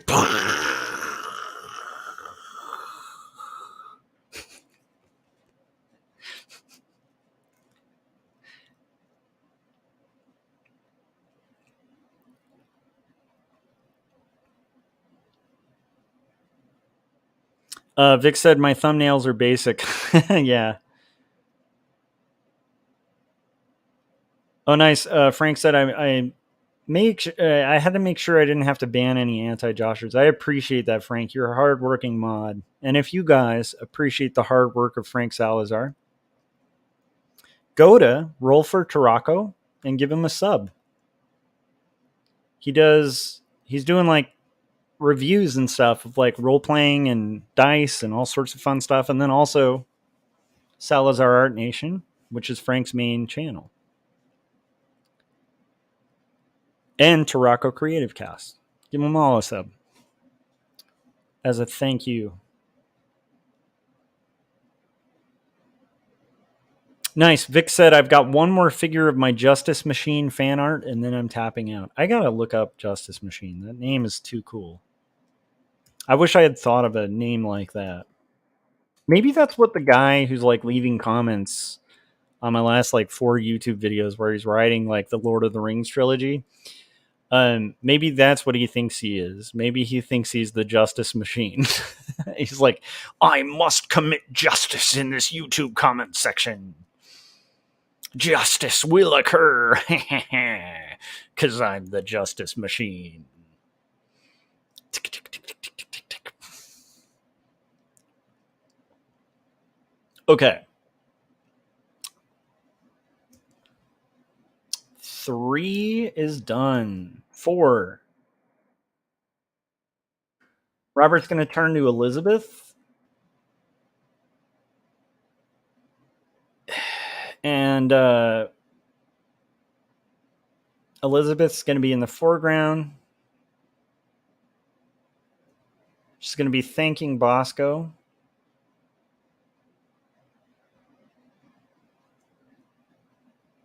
And telling Robert, like, of course. So then Robert will be here.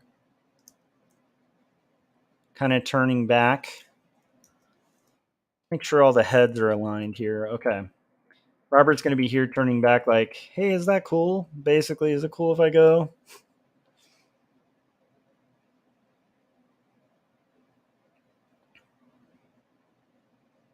I think he'll have both hands out like this. We're going to have stage manager here, sort of waiting by the doorway. And then we're going to have Bosco.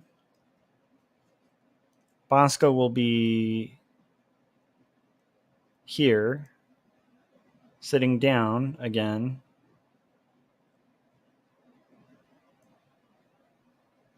On the trunk. Robert's going to be saying, well, yes, would you mind, Ba? And she's going to be saying, no, of course not. That's kind of you, Senior Bosco. We need to show the full thing. Ladies and gentlemen, we have 4 panels thumbnailed. Vic said, I've been talking to the creator of Justice Machine. He's a cool dude. He sounds cool. I mean, that's a cool title. You got to compliment him on that name. It's amazing. Frank's leaving some links in the chats for people in the chats, so you can check those out. I'd encourage you guys to check out some of our community and be shocked at the diversity within the Artcasters community.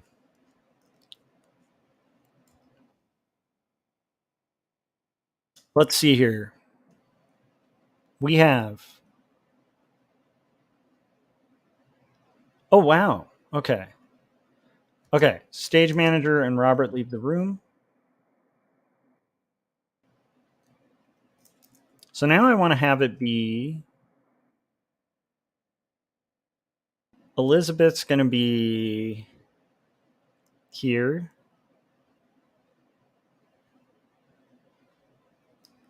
Let's kind of have fun with this. So now it's going to be Bosco kind of sitting here on his trunk. Elizabeth is going to be sitting across from him in her chair, which we established on the last scene. And then we're going to have Robert and the stage manager leaving the room.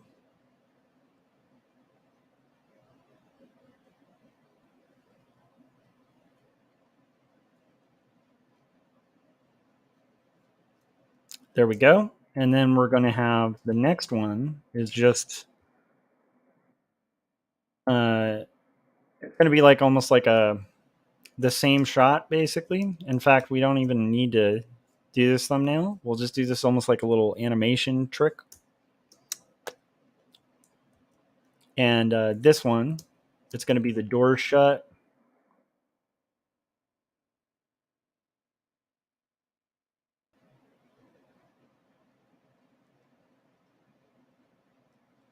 And Bosco will now have his arms on his wrist, and he's going to be leaning forward a little more to look at Elizabeth.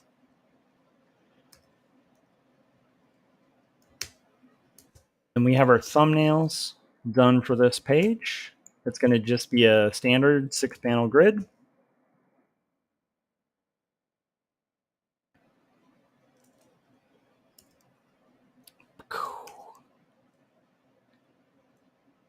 And I'll tell you what,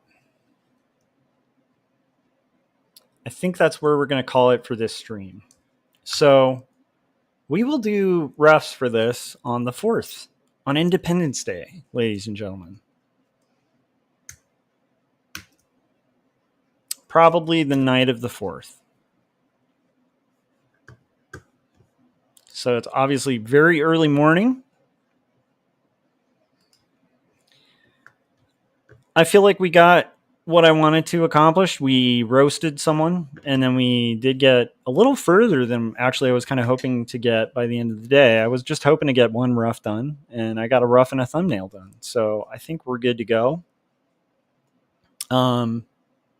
Yeah.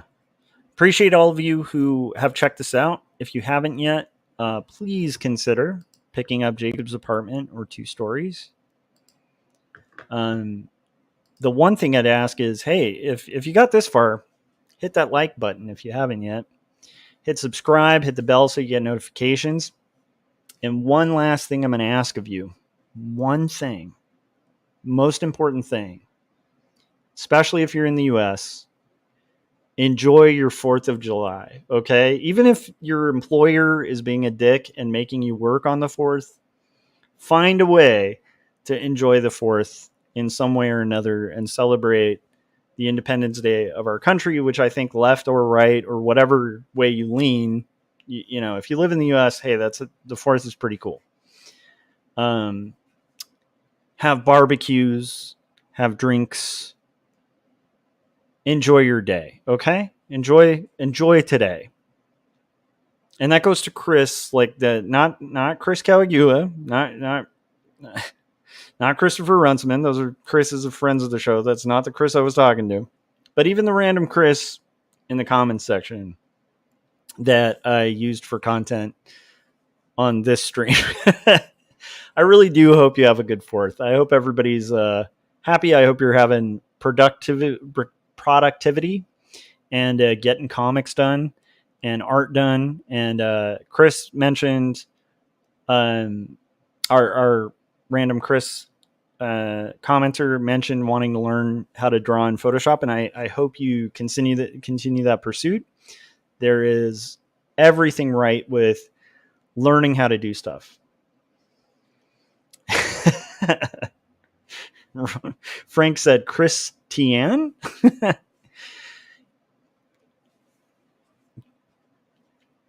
That's hilarious. Frank said good night to Rocketeers. Good night. And I appreciate you guys, and you rock. And yeah, that's the longest extra ever, but it was fun. It was a fun one. We had fun. We laughed. We cried. We memed.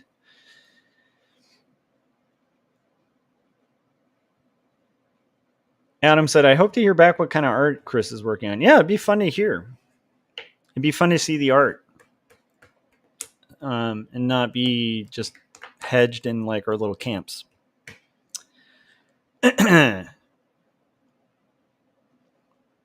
Oh, you know what? Before we close out, let's close out on a really good note. There's one really cool thing that happened on this stream. Vic made some really cool fan art, okay? Young cartoonist did a drawing of me during stream. I very much appreciate that. I might be using some of these on my intros every once in a while because I think those were awesome. So thank you, Vic. Thanks, everybody. Have a good night. Bye.